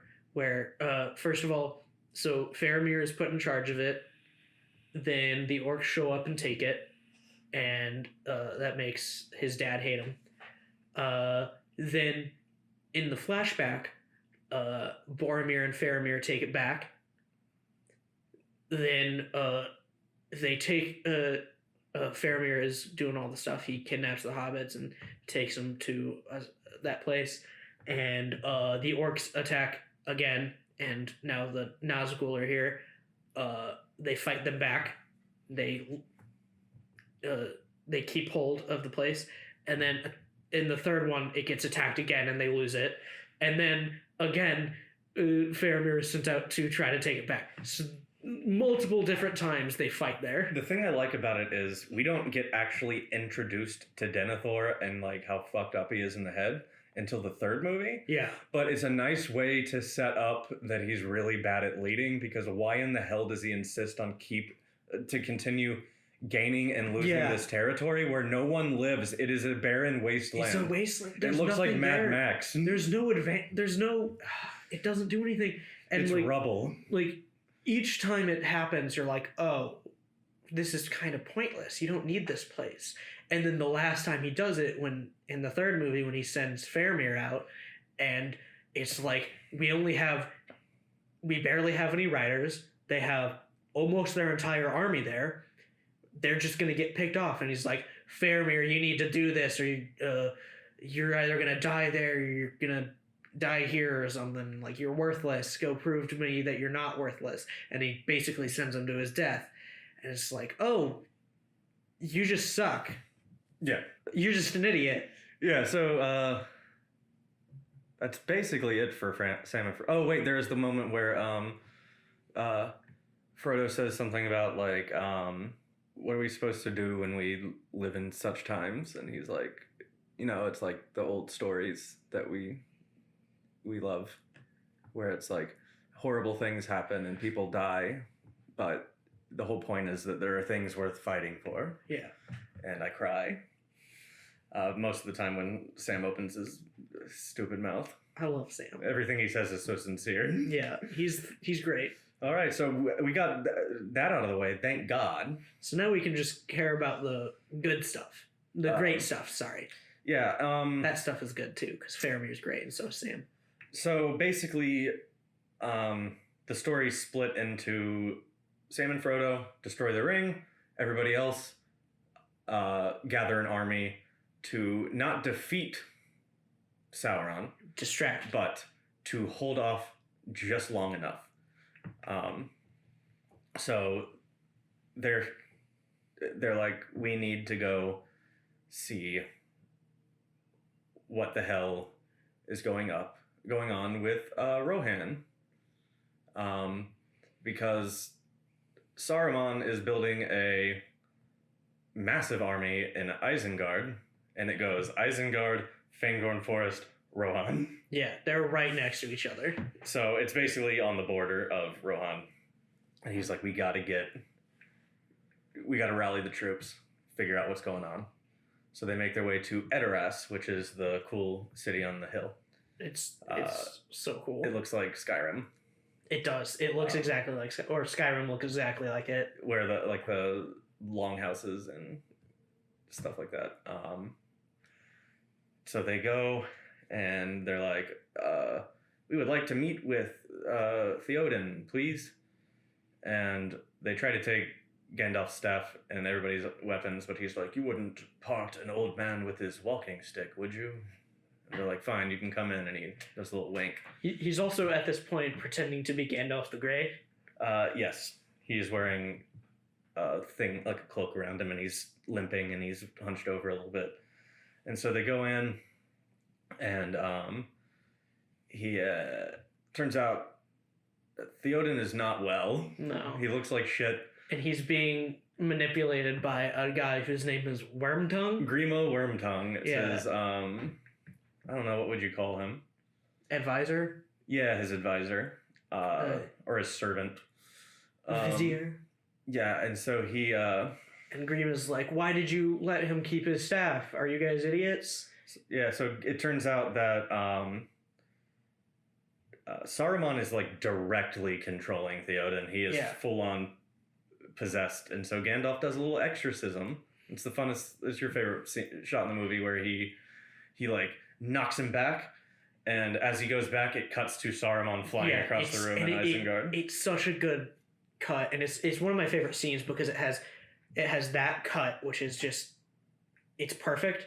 Like it's lined up so perfectly. They did such a good job doing it. And then immediately afterwards, when it cuts back to Theoden, it has one of my favorite effects in all of the movies. Which is where he de-ages. Yeah, it's an old morph from the 90s. Yeah, like in Michael Jackson's black and white music video. And it looks so good.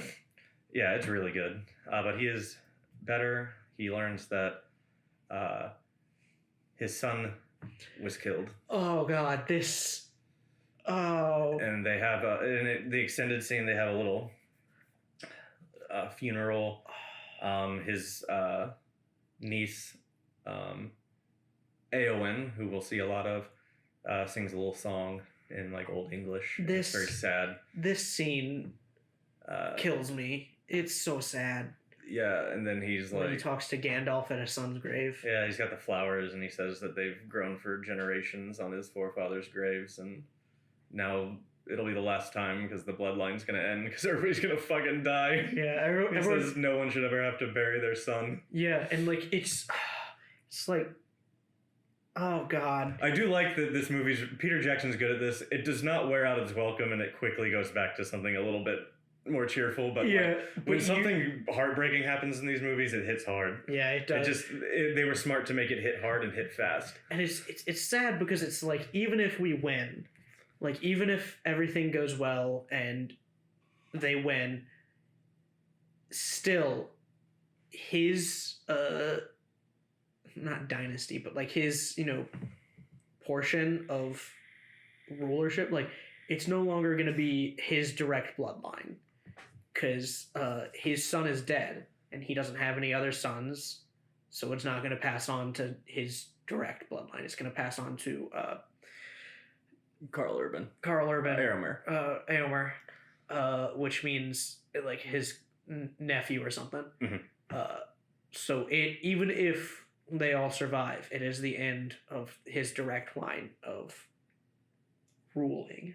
Yes, and so Éowyn is Theoden's niece, and she immediately starts simping hard for Aragorn. It's real weird. Yeah. Aragorn is not interested. He has his elf girlfriend. Who he is known for 80 years. Yeah, and so, so basically they're like... Wow! Oh, I just realized something real weird about that. So, Aragorn was raised in Rivendell by Elrond. Yeah. Which means Arwen was there when he was a baby. She perpetually looked 25. She perpetually looked 25. She, as a 2,000-year-old, saw him as a baby, saw him grow up, and once he got to whatever age they were when they got together, like, that's weird. You knew him as a baby, and, like, you've been the same age the whole time. That's weird. Ugh. It is a little weird. I just realized that. But yeah, so basically they have to convince Theoden, you gotta get out of here. And he's like, we don't really have anything to do. Like, we don't have anywhere to go, man. He's like, what about Helm's Deep? And he's like, I don't want to go there. And they're like, we could try to get help from Gondor. And he's like, where was Gondor when the Westfold fell? That's a meme. He actually doesn't even say that until they get to Helm's Deep. Well, I'm trying to condense this. I know, but it's... But yeah, so... They don't even try to get Gondor until they get there. He convinces him pretty quick, we are going to Helm's Deep. Helm's Deep is just a fortress built into the side of a mountain. So they get everybody to evacuate. On the way there, they get attacked. I do think this is probably the weakest part of the entire story because it serves no logical purpose. They get attacked. The orcs are riding wargs, which are large hyenas, basically. They're very buff. Yeah, one of them knocks Aragorn off a cliff. And they think he's dead. But they just move on. Yeah. And this is why it's stupid, because then he gets washed down the river, his horse finds him, he rides the horse, and then he meets them back at Helm's Deep. It serves absolutely no function whatsoever. We get a little bit of dream stuff with him and Arwen. I think that's the only reason they put it in the movie. That's the only reason it exists, and like I still don't fully understand. Like, is it a dream?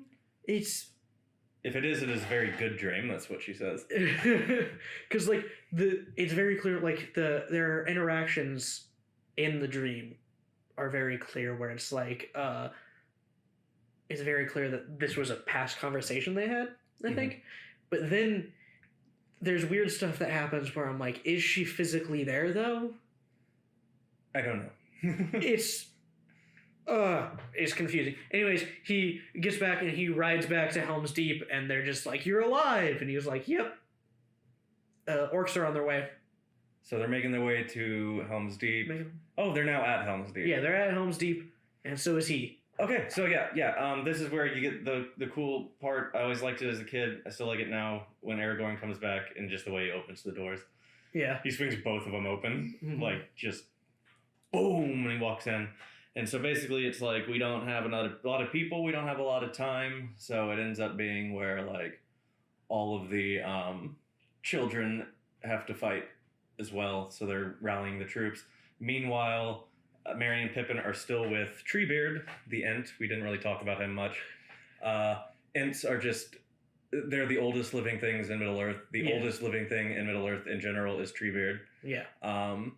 And and Merry and Pippin are trying to convince him that he needs to rally the other Ents to fight against Saruman, but he does not want to. That's not what they do. But then when he learns that a bunch of his friends had been cut down in order to fuel the war effort, they decide that the Ents will fight against Isengard. Yep. So now we're just at the final battle now. The Ents are ready to fight against the orcs in Isengard, and Helm's Deep is ready to fight in Rohan. And an army of elves shows up as backup at Helm's Deep. Yes. And then Gandalf goes to find Éomer and the other Rohirrim who were kicked out by Saruman, Denethor. Not Denethor, Theoden. And Wormtongue. Yes. And so... And Wormtongue shows up at Isengard. Because they didn't kill him. Yes, he goes back to Saruman. And so then the big battle happens. It's really cool. It's still maybe the best movie battle ever. It's so good. It goes on for like 45 minutes. There's multiple stages to it. There's like a back and forth. Sometimes the good guys are winning. Sometimes the bad guys look like they're going to win. But a lot of ladders. Some battering rams, which are foreshadowing of something to come in the future. Some explosion. a giant bomb that is lit by the Olympic torch that they have one single orc run all the way across the battlefield to deliver. A great callback to a line from Fellowship where the part where they're going through the bridge is trying to escape the Balrog, and there's a gap in the bridge, and Aragorn's like, I'll to Gimli, he's like, I'll toss you across. And he's like, no one tosses a dwarf. And then in this one, in the Battle of Helm's Deep, they need to get to a bridge in order to... And he says, toss me. He's like, toss me. He's like, are you sure? And he's like, yeah. Wait, don't tell the elf. Yeah. He tosses him, and it's a great callback, and it's very funny. This is It's very where Gimli and Legolas's game to see if he can kill the most orcs really kicks into gear. They both kill a lot in this one. But basically... It's in the 40s, isn't it? Yeah, they get pretty high. Because I think it's Legolas gets 42 and Gimli gets 43. Yeah, and so... And then Legolas tries to cheat. Yeah, so the Ents are able to destroy Isengard. They flood it. They break the dam. Yeah. And then they do a pretty good job at Helm's Deep, but things are looking bad. But just as the sun rises, Gandalf comes over the hill with the full Rohirrim, and they just fucking wreck everyone. They wreck everything, and then what's left of the orc army is like, we need to retreat. They retreat into a forest that was not previously that close, and then it is discovered that Treebeard sent the forest, not the other Ents, the trees. Yeah, there's no forest at the edge of the battlefield, and then suddenly there is. Yeah, and he sent the entire forest there, and they completely eviscerate what's left of Saruman's orc army. Yep, and then we already did it, but the final part is Gollum saying that the hobbits will be taken to her. That is where we end off. Which, if you don't know anything about these movies, you're going to be very overwhelmed to find out who her is. Underwhelmed. Did I say overwhelmed? Yeah. Oh, definitely not. It's not great. They did the exact opposite in the video game, where you are, in fact, overwhelmed. You're very overwhelmed by her. Because she shows up as a sexy lady, and it's very confusing. Yeah. Now, she is, in fact, still a spider. Yes. That is just when you wear the ring, she looks like a hot woman. Yeah.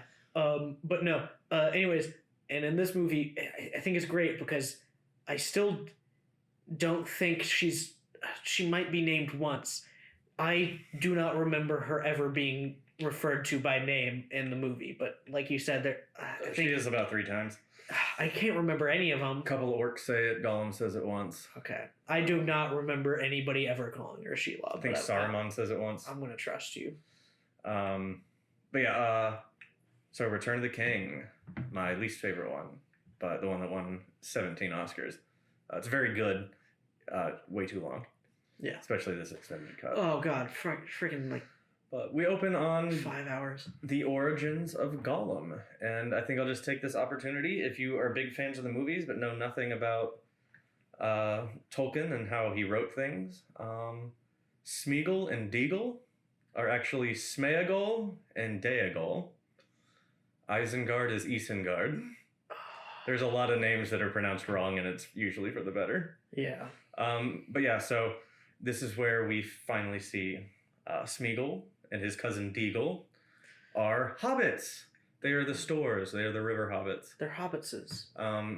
And they are fishing on Smeagol's birthday. And Deagol falls in, finds the ring where, well, it's not exactly where Isildur had left it, but it had been there for like 800 years. It's in that river.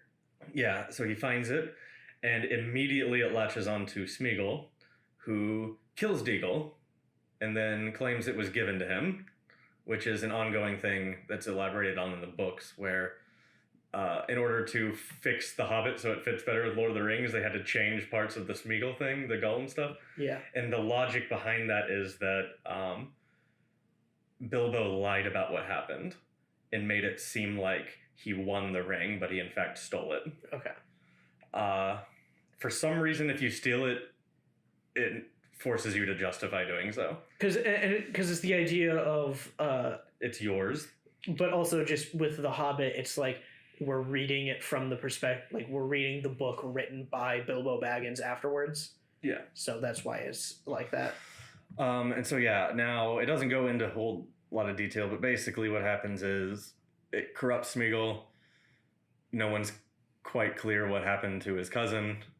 He starts, like, stealing shit in town, and everybody turns on him, kicks him out. He can't really find anywhere to live. He's now super sensitive to light, so he just kind of finds a mountain to live under, and he stays there for 300 years. And he slowly becomes deformed and disgusting. It also does... And it breaks his brain in half, and now there's a good guy and a bad guy version. It does one of my least favorite things. It's something I really hate, which is that Smeagol, when he is just a normal hobbit... He talks the same, He talks like Gollum. And not Peter Smeagol. Jackson's fault, not Andy Serkis's fault, No, that is in the book. It's in the book, and like... I don't know why. Also, I don't know why they did it. Like, they could have very easily just said no. They tried to just do everything as close as they could. I don't like it. It's bad. It's not the worst thing. It's just no. Like, it doesn't ruin anything. Why does he talk that way? Yeah, it doesn't because Deagle doesn't. Yeah. Deagle talks like a normal person. So now he is Gollum. Yep. It's really actually pretty sad. It does not look like he's had a good life. No. But he loves that ring, man. But basically, Aragorn, Legolas, and Gimli and Theoden go to Isengard, and it is completely destroyed. Saruman is up on top of the tower. This is the part that was not in the theatrical cut, and it's baffling to me. But he's like, "Hey, come down. It's over, man." Saruman's like, "Fuck you. I'm still in charge." And Gandalf's like, "Nah, dude. You gotta come down. You gotta pay for what you did." And he's just like, they just kind of go back and forth. Nothing's happening. Saruman's got what's known as the Palantir, which is the magic orb. Yeah. That they can talk to each other, but most importantly, they can talk to Sauron. He can see through it. Yeah. And Grima Wormtongue comes back, and he just shows up on the roof somehow. There's no door. I think it's a magic door. But he just fucking stabs Saruman for no real reason. I think... Saruman does insult him, but... I think Theoden promises him, we're not gonna... We won't... If you kill him, we won't punish you. Okay, that would make sense. But I don't know if he explicitly says if you kill him. He stabs him, and it's the legendary scene where Christopher Lee told Peter Jackson the proper sound the man makes when he stabs to death. He acts like he's getting stabbed, and Peter Jackson's like, no, you need to sound like this. And Christopher Lee is like, have you ever stabbed a man?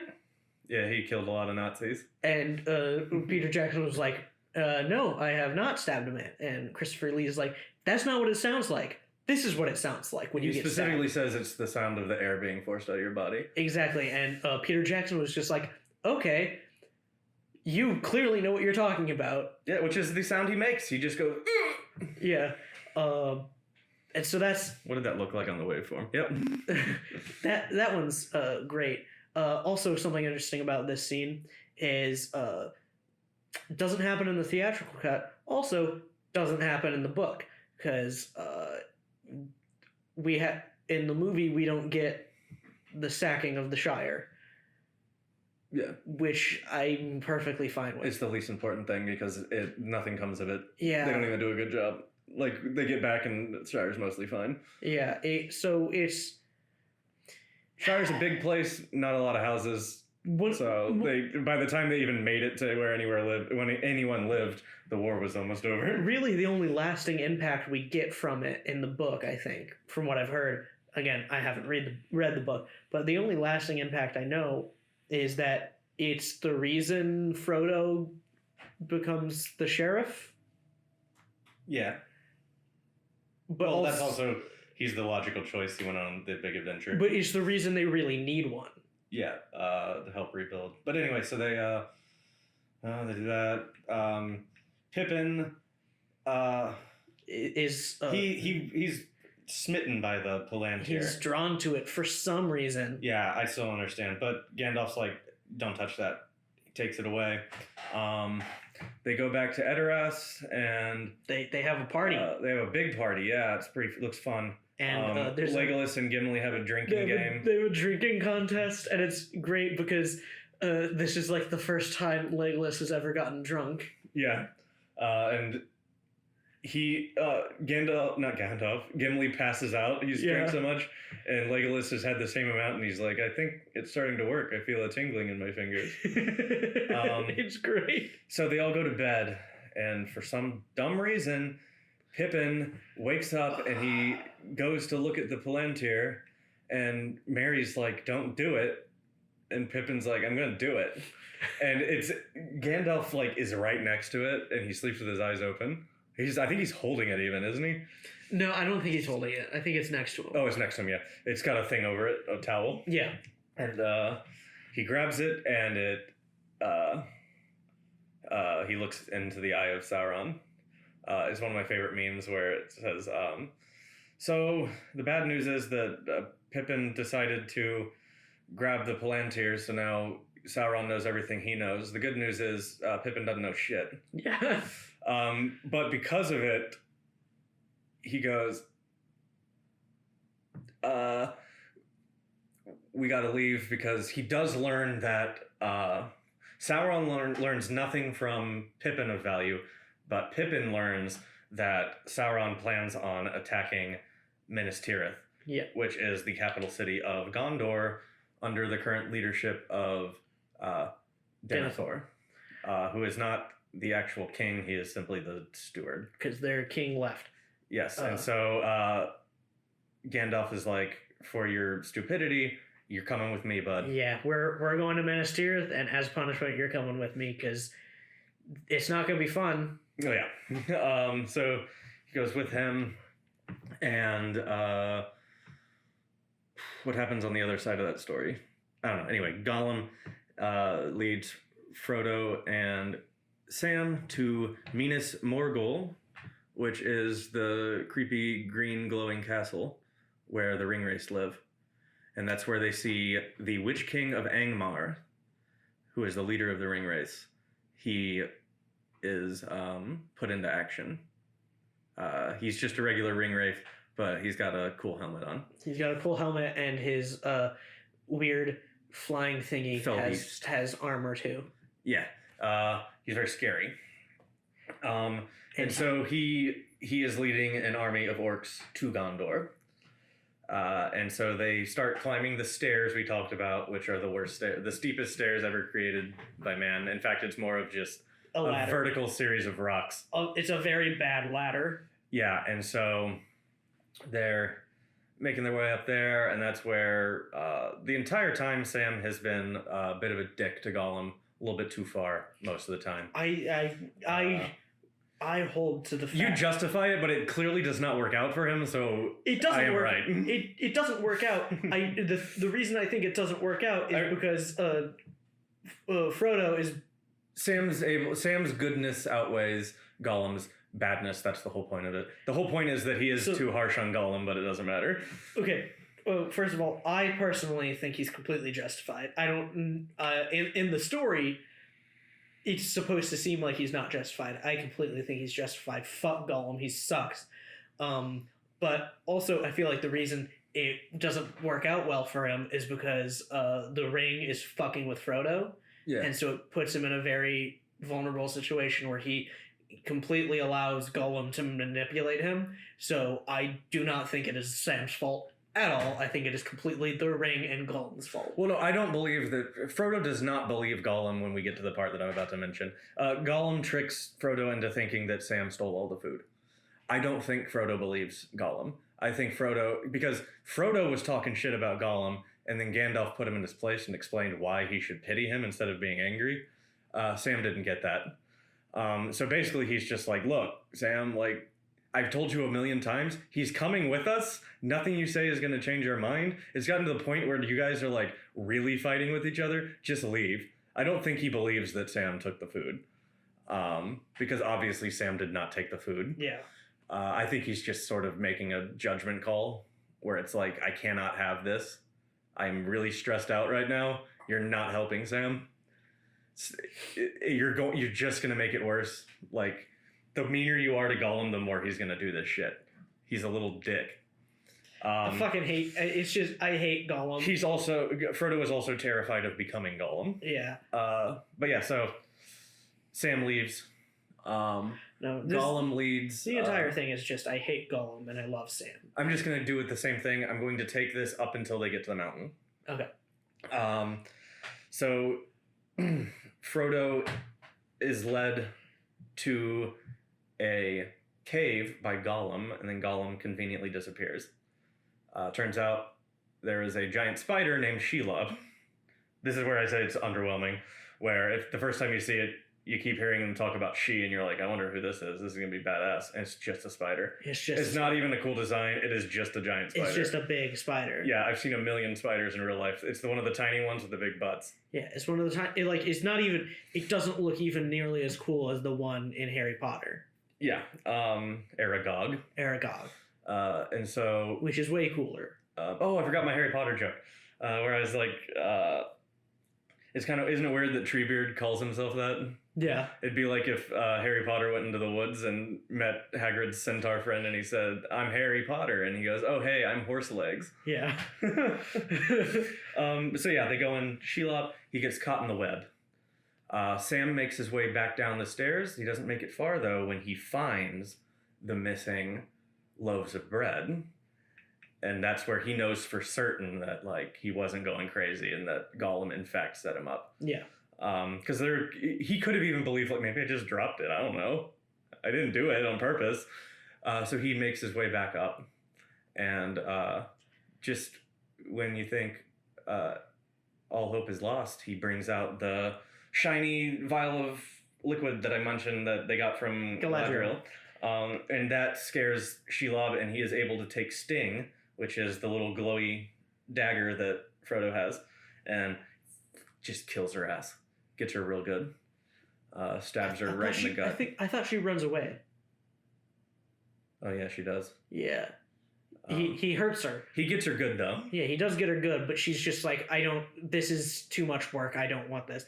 But but then Sam runs up to Frodo, and Frodo, who has been stung and paralyzed, he got stabbed a third time. Yeah, he gets stabbed the third time. He's specifically stung by by Shelob and paralyzed and then wrapped up in her web. Sam runs up to him, and he's just sitting there completely frozen, and he's like, oh no, he's dead.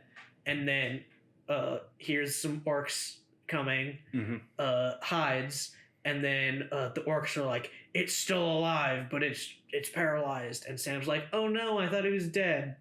And the orcs take him. They take him into a big tower. Yeah. And they strip him naked. Is this the point where Sam has taken the ring briefly? Yeah, Sam has the ring because he thought Frodo was dead.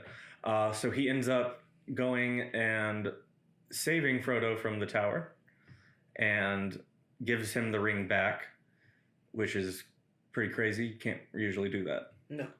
Once you have it, it's yours. But because it's the thing that Sam's just the perfect man. I love him. Yes, and so they disguise themselves as orcs to escape, and they make their way toward Mount Doom, the big volcano. And apparently, in the 100 miles in between these two locations, nothing happens. Oh, they get caught up with some other orcs, and then... Yeah, it's not much of a problem, though. No, it's not. They just cause a fight, and then they leave. It's barely a thing. Yes. Okay, so we are basically at the end of their story, so we can move on to the other stuff. Yeah. So where did we leave off with... so... They make their way to Minas Tirith. Yes, and what is it that... what do Aragorn, Gimli, and Legolas do at this point? How do they end up with the Army of the Dead? I don't remember. They're making their way to Mordor, right? No, they're what are they doing? Where are they going? I can't remember because the thing is like they're making their way to a place. They end up diverting to go to Minas Tirith, but I can't remember where they're going. So I don't remember where they're going, but they meet up with Elrond. Elrond says that Arwen is dying, and then gives the reforged sword to Aragorn, cementing his role as the king. And he says, fun fact, if you go into that mountain over there, you can use this sword to get a ghost army. And so they go in and basically, to summarize it as quickly as possible, at some point in a previous war, a bunch of dudes decided they were just going to bail. And so they were cursed to live in this pretty screwed up crypt for eternity until they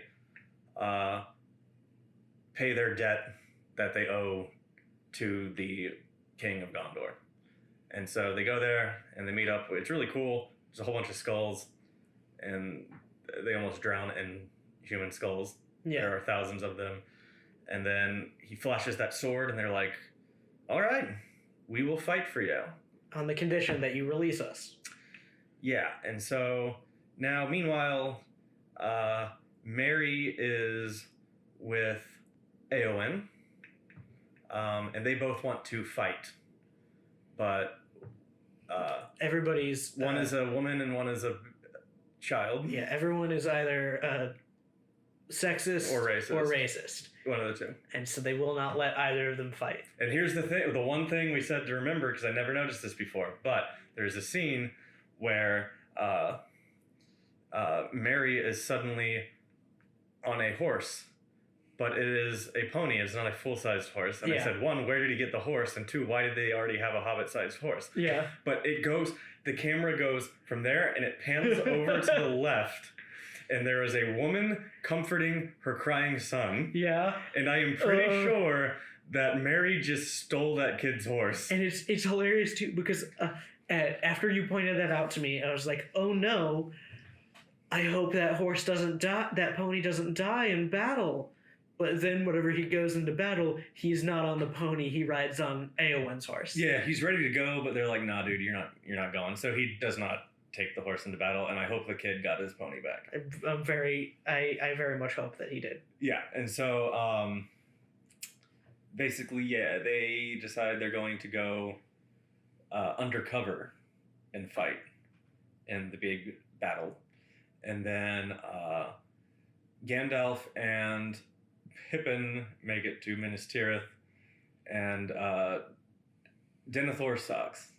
Yeah. And for some reason, Pippin feels he has something to prove. And the second they walk in, he pledges his loyalty to Denethor. Immediately after Gandalf has said, when we go in here, do not say anything. You're an idiot. You'll ruin everything. The first chance he gets, I swear my fealty to you, the Steward of Gondor. Yeah. And so, now he's a servant for the Steward of Gondor, who is crazy. It reminds me of the Red Letter Media Mr. Plinkett review, the famous one for Phantom Menace. They ended up doing Attack of the Clones and Revenge of the Sith, and there's a part he keeps referring to the Emperor as the Monster Mash. And so he says, and so then Anakin goes back and he kneels before the Monster Mash to pledge his loyalty to the Graveyard Smash. And that's what I think every time Pippin does that. So yeah, basically Pippin just, I don't even know why he did it.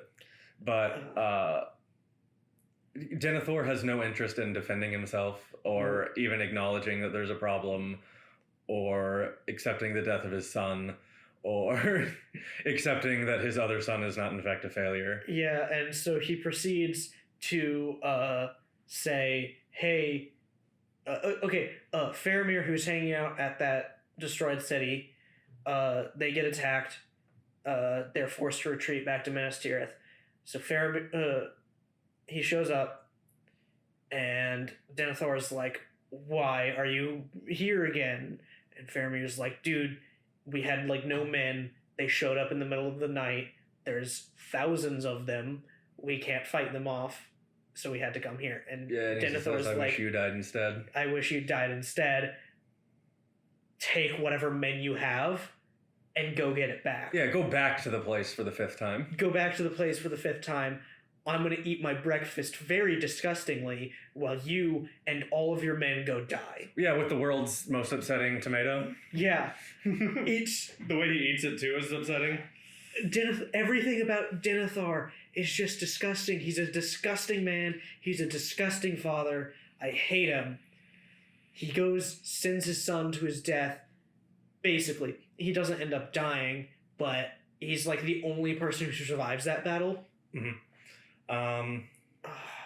And this is where Pippin realizes he messed up, because he watches him send Faramir out after learning from Faramir that Sam and Frodo are probably still alive. And then he watches Faramir get sent out, and he just sits there watching Denethor eat his food. Well, then Denethor asks if he has any songs, and it's another good meme where the meme is like, says he has no songs for great halls and evil times, sings the perfect song for great halls and evil times. Yeah.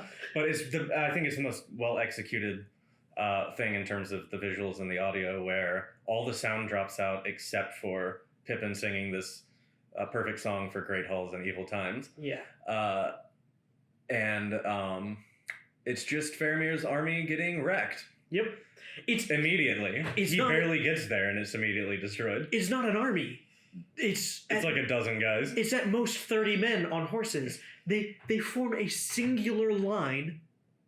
Yeah. Going out, and they get absolutely smashed. Yeah, they get wrecked. Faramir is presumed dead, but he appears to just be sleeping. Yeah. He might be comatose. I don't know. I think he's in a coma. That fully causes Denethor to lose it. So he builds up a pyre. Okay. Puts Faramir on it, then he climbs on it, and then he proceeds to light himself and his son on fire. But Faramir is in fact still alive. They get him off of the pyre. Denethor catches on fire, runs like a mile off a cliff. And do you know what's great about this? Is it happens in the middle of the siege of Minas Tirith. Yes. Okay. So during this time, the battle is already begun. It's the Battle of the West March. I don't know.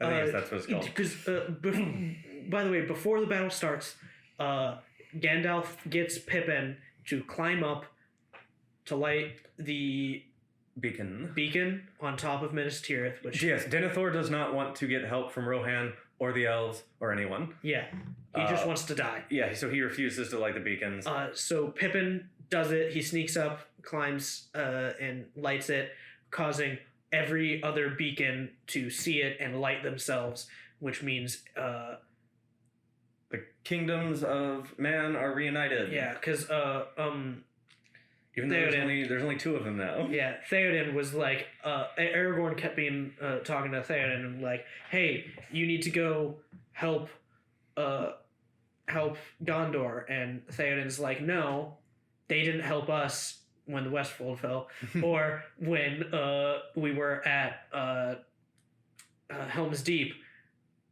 I'm not gonna go help them. I'm gonna try to protect what I have here. And unless they ask for help, I'm not going to help. And so Aragorn's like, fine. And then he comes back like a day later and is like, they lit the beacons. And so Theoden's like, what is it? Rohan rides with Gondor again or something? Yeah. Yeah, I don't know. And so Rohan shows up to help Gondor. Yeah, and so, like I said, the battle has begun, but it's not at its peak yet. So now Aragorn has the army of the dead, then they use the army of the dead to get some pirate ships, and then they make their way to the battle. Meanwhile, we already established, okay, I think we know where everybody is now. Yeah. So they're making their way to the battle. Gandalf and Pippin are already in Minas Tirith. Éowyn and Merry are also making their way into battle. Okay, so now big battle happens. They all kind of get their asses kicked, but the whole point is that as they whittle down the bad guys' numbers, their numbers are increasing. They got more people just coming in left and right. Yeah, they just keep getting back up. And so have we introduced your favorite character yet? Everyone's favorite character? Oh, we're getting there. We're almost there. Okay. And so, actually, let's do that now. Because the big meme, it's not a big meme anymore. It died about a week ago. But for about 3 or 4 weeks, the biggest meme on Reddit for Lord of the Rings was the introduction of this character, where the joke was, the first one I saw was somebody said, boys are crazy. They'll force you to watch Lord of the Rings with them, and they'll say my favorite character is coming up, and it's a fucking siege weapon. Yeah. Everybody starts screaming, Grond, Grond, Grond. Grond. And it turns out Grond is in fact a giant battering ram in the shape that looks of like a wolf with fire in its mouth. Yes, and it works way better than the other ones they had in the other movie. But yeah, so that's Grond. I like Grond. It is massive. Yeah. It's it has a giant scaffolding built around it with dozens, and I mean dozens of people operating it. It's humongous. Oh, right. So the Haradrim, which are the only people we see who actually live outside of Middle-earth. Yeah. They show up, they've got their Oliphants.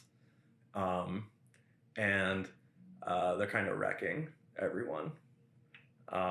We also got some cool trebuchets that throw just chunks of the castle at people. Yeah. That's pretty cool.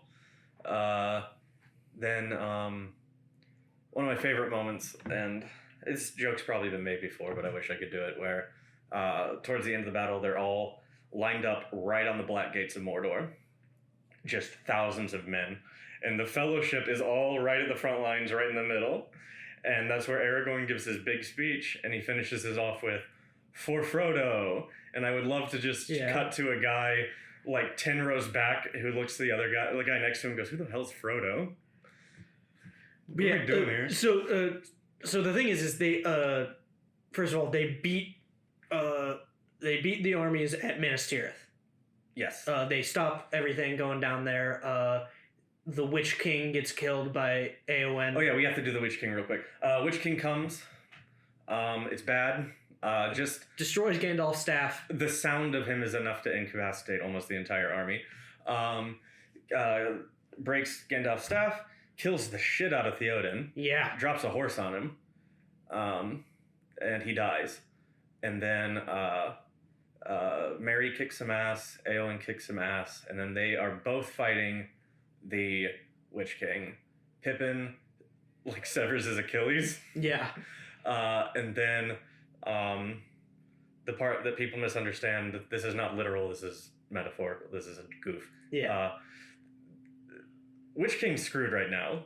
He has no way out of this, but he's so arrogant and full of himself that he says, "Are you kidding me? No man can kill me." And that's where Eowyn says, "I am no man," and then kills him. It's not literal. It's not literally only a woman can kill me. It's literally I don't believe that I can die. It's not. It's about him underestimating someone. It's not like, this is my weakness and only you have to find a loophole where I say only no man can kill me. No, he's just an asshole. Pippin already injured him. Yeah. And then he dies. It's really cool because his helmet crushes itself, and then a big shockwave comes out. And so we are they're at the Black Gate because they have to distract Sauron so that Frodo can get to Mount Doom. Yes, and so they're waiting. They've destroyed the main army. They're basically just waiting on the rest of them to come through the Black Gate.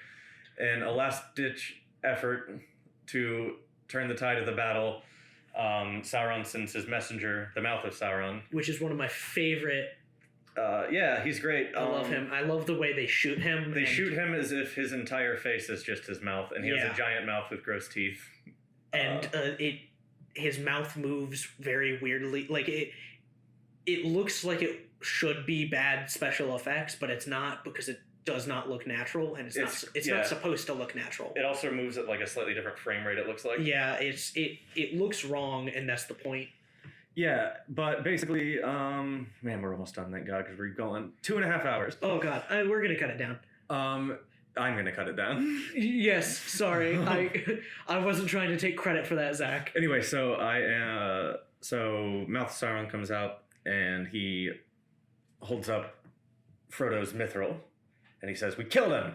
He's dead. You've lost." And everybody loses hope for a moment. But then Aragorn calls his bluff, cuts his head off. And but it's also just the idea of like, we killed him, you've already lost. And it's like, okay, we've already lost. Then we might as well lose with honor. Yeah, and so their big army's coming out. Big army standing next to big army. No fighting is happening at the moment. Back to the volcano. They make their way up the volcano. And they're almost up the volcano. Man, this part sucks. And then Frodo, at this point, it's worn him down. He can barely even stand anymore because it's so heavy. Sam says, "I cannot carry this burden for you, but I can carry you." And he carries him up to the top where the little cave is. And they go in the cave. And Frodo goes right up to the edge and he's about to drop the ring in. And he's like, nah. And he puts it on. And then Gollum shows up out of nowhere. And they fight over it. And he bites the ring off his finger and spits the finger out. And then he's dancing around and he slips and he falls into the lava. And I just love that even in its last moments, the ring does everything in its power not to get destroyed. Yeah. It floats on a little bit of rock. It sits on the like it doesn't even sit on a little bit of rock. It cools the lava to become rock. And then it falls through. And then Sauron is immediately like, uh-oh. And it's the best explosion in movie history where it starts at the top and then like it's made of Legos. It crumbles in the direction that the explosion moves. Yeah, it's so good because the tower collapses and you can see the pieces of the tower collapse, and then the eye itself explodes as there's pieces there, and so all the pieces get pushed away. Yeah, it's really good. So good. And then all of the ground crumbles, and it stops right in front of the Fellowship. And the war is over. And they get the volcano erupts. Yeah, as Sam gets Frodo out of there, and they're waiting for their inevitable demise when the eagles show up again. And I'm just going to talk about this real quick. No, they could not ride the eagles into Mordor. There was a giant fucking eye. Yeah. And a lot of bows and arrows. They would have they're not invincible. They're literally just eagles. They're just big birds. They are supernatural beings, but they can be killed. Yeah, they can be killed very easily. They also aren't invisible. It's way better for them to go in through the back of Mordor with just 3 of them. Yeah. So they fly them away, and then no, to be fair, they could have just flown them closer. I don't think that would have worked either. They're still going towards Mordor. That's where all the guys are coming from. And so Frodo wakes up back in Rivendell. I think this part's kind of funny because the first person he sees is Gandalf, meaning for a brief moment he believed himself to be dead. Yeah. And then everybody's reunited. They're really happy to see each other. What are all the actual endings? So Aragorn becomes the king, and he does the famous "You bow to no one" to the hobbits. You bow to no one, and they all stand there awkwardly. Like I really would have preferred to bow because now it's awkward. Yeah, but it also that line makes me cry. Yeah, and so the hobbits go back to the Shire. There's the moment that I love. I don't know if this is real or not, but I've seen it many times. I think it's just a meme. I'm gonna look stupid if it is obviously, but it's an interview with the astronaut, and they said, "What's it like to come back to Earth after you've been in space?" And he's like, "There's a scene in The Lord of the Rings where they all get back to the Shire, and they're sitting there and they just stare at each other because nobody understands what they went through. Yeah. And the only thing anybody in the bar cares about is the guy with a big pumpkin in the back. So all I can think about when I think about it is that guy and that stupid pumpkin. But basically, yeah, nobody cares. Nobody knows what happened to them. Sam gets with Rosie Cotton, who is not even a character. Nope. Unfortunately. She's just a name. I'm sure she's a nice lady, but she's not in the movie very much. He has some kids, but Frodo is struggling. First of all, he's in constant pain because of the wound from the Morgul blade does not heal. It's kind of hard to go back to living a simple life when you've been through 8 months of hell. Yeah, it's this is all just about War. Tolkien going to war. Yeah. So yeah. Basically, okay, so there's a place called Valinor, and within Valinor are the Undying Lands, where the elves are all leaving. They're going to Valinor. There's one way to get to Valinor, and it's through something called the Straight Road. It is not physical. You cannot see it. You can only access it by boat. When they fly off at the end, they actually fly off into space on the boat. Yeah. It's where the elves came from. It's where they go, and they're the only ones. The only people who are allowed are wizards, elves, and ring bearers. And so Bilbo, Gandalf, and Frodo leave for the Undying Lands on a boat, and it's very sad. What they don't show you in the movie is that Sam later goes when his kids are grown. I thought they showed it. Okay. Oh, they might. I think they did. And then wait. No. Okay. Because it says the final part is Sam returning to the Shire, where he hugs Rosie and his children. Okay. And his daughter in the movie is Sean Astin's real daughter. Mm-hmm. And that's... I accidentally hit the end. Yeah. I thought there was one more ending. No. Because we always think that we see Aragorn die, but we don't. No, that was just that flashback. Or flash forward. Or flash sideways. Yeah. Or maybe not even a flash forward, but rather just this is what will probably happen if you do this. Yeah, so that's Lord of the Rings. It only took us 2.5 hours to talk about, but 2.5 hours to talk about 11.5 hours worth of movie. Yeah, so what are your thoughts overall? They are great. I'm never going to do that again. I will. I'll do it in roughly 1 year's time. No, I'm not doing that. That's bullcrap. Try doing it with Star Wars. That is unbearable because there's only... If you do the 6, because that's the last time I did it, those were the only ones that were out. Only 2 of those are enjoyable. Yeah. And it's really bad. But Lord of the Rings, I have fun with it. I will never do the 11.5. I'm also probably never going to watch the theatrical. Maybe for Two Towers. No, I will watch them individually on different days. Yeah. But yeah, they're some of my favorite movies. I think they might be some of the best movies ever made. I don't even think that's controversial to say. No, they're great. But there's so much about them that's just so good. I think the only thing that's come close to it is the new Dune, in terms of being able to create such a cohesive world in a way that seems effortless. Yeah. You know how much work went into Lord of the Rings and Dune, but when you watch it, it feels like it just came out of them, and it was just fully formed. It's there. Yeah, they're very similar in some ways. I don't even consider it worth comparing to Harry Potter. I don't dislike Harry Potter, but Harry Potter is a disjointed clusterfuck. Yeah, this is very clearly one story that was written as one story, and it tells one complete story. Yeah.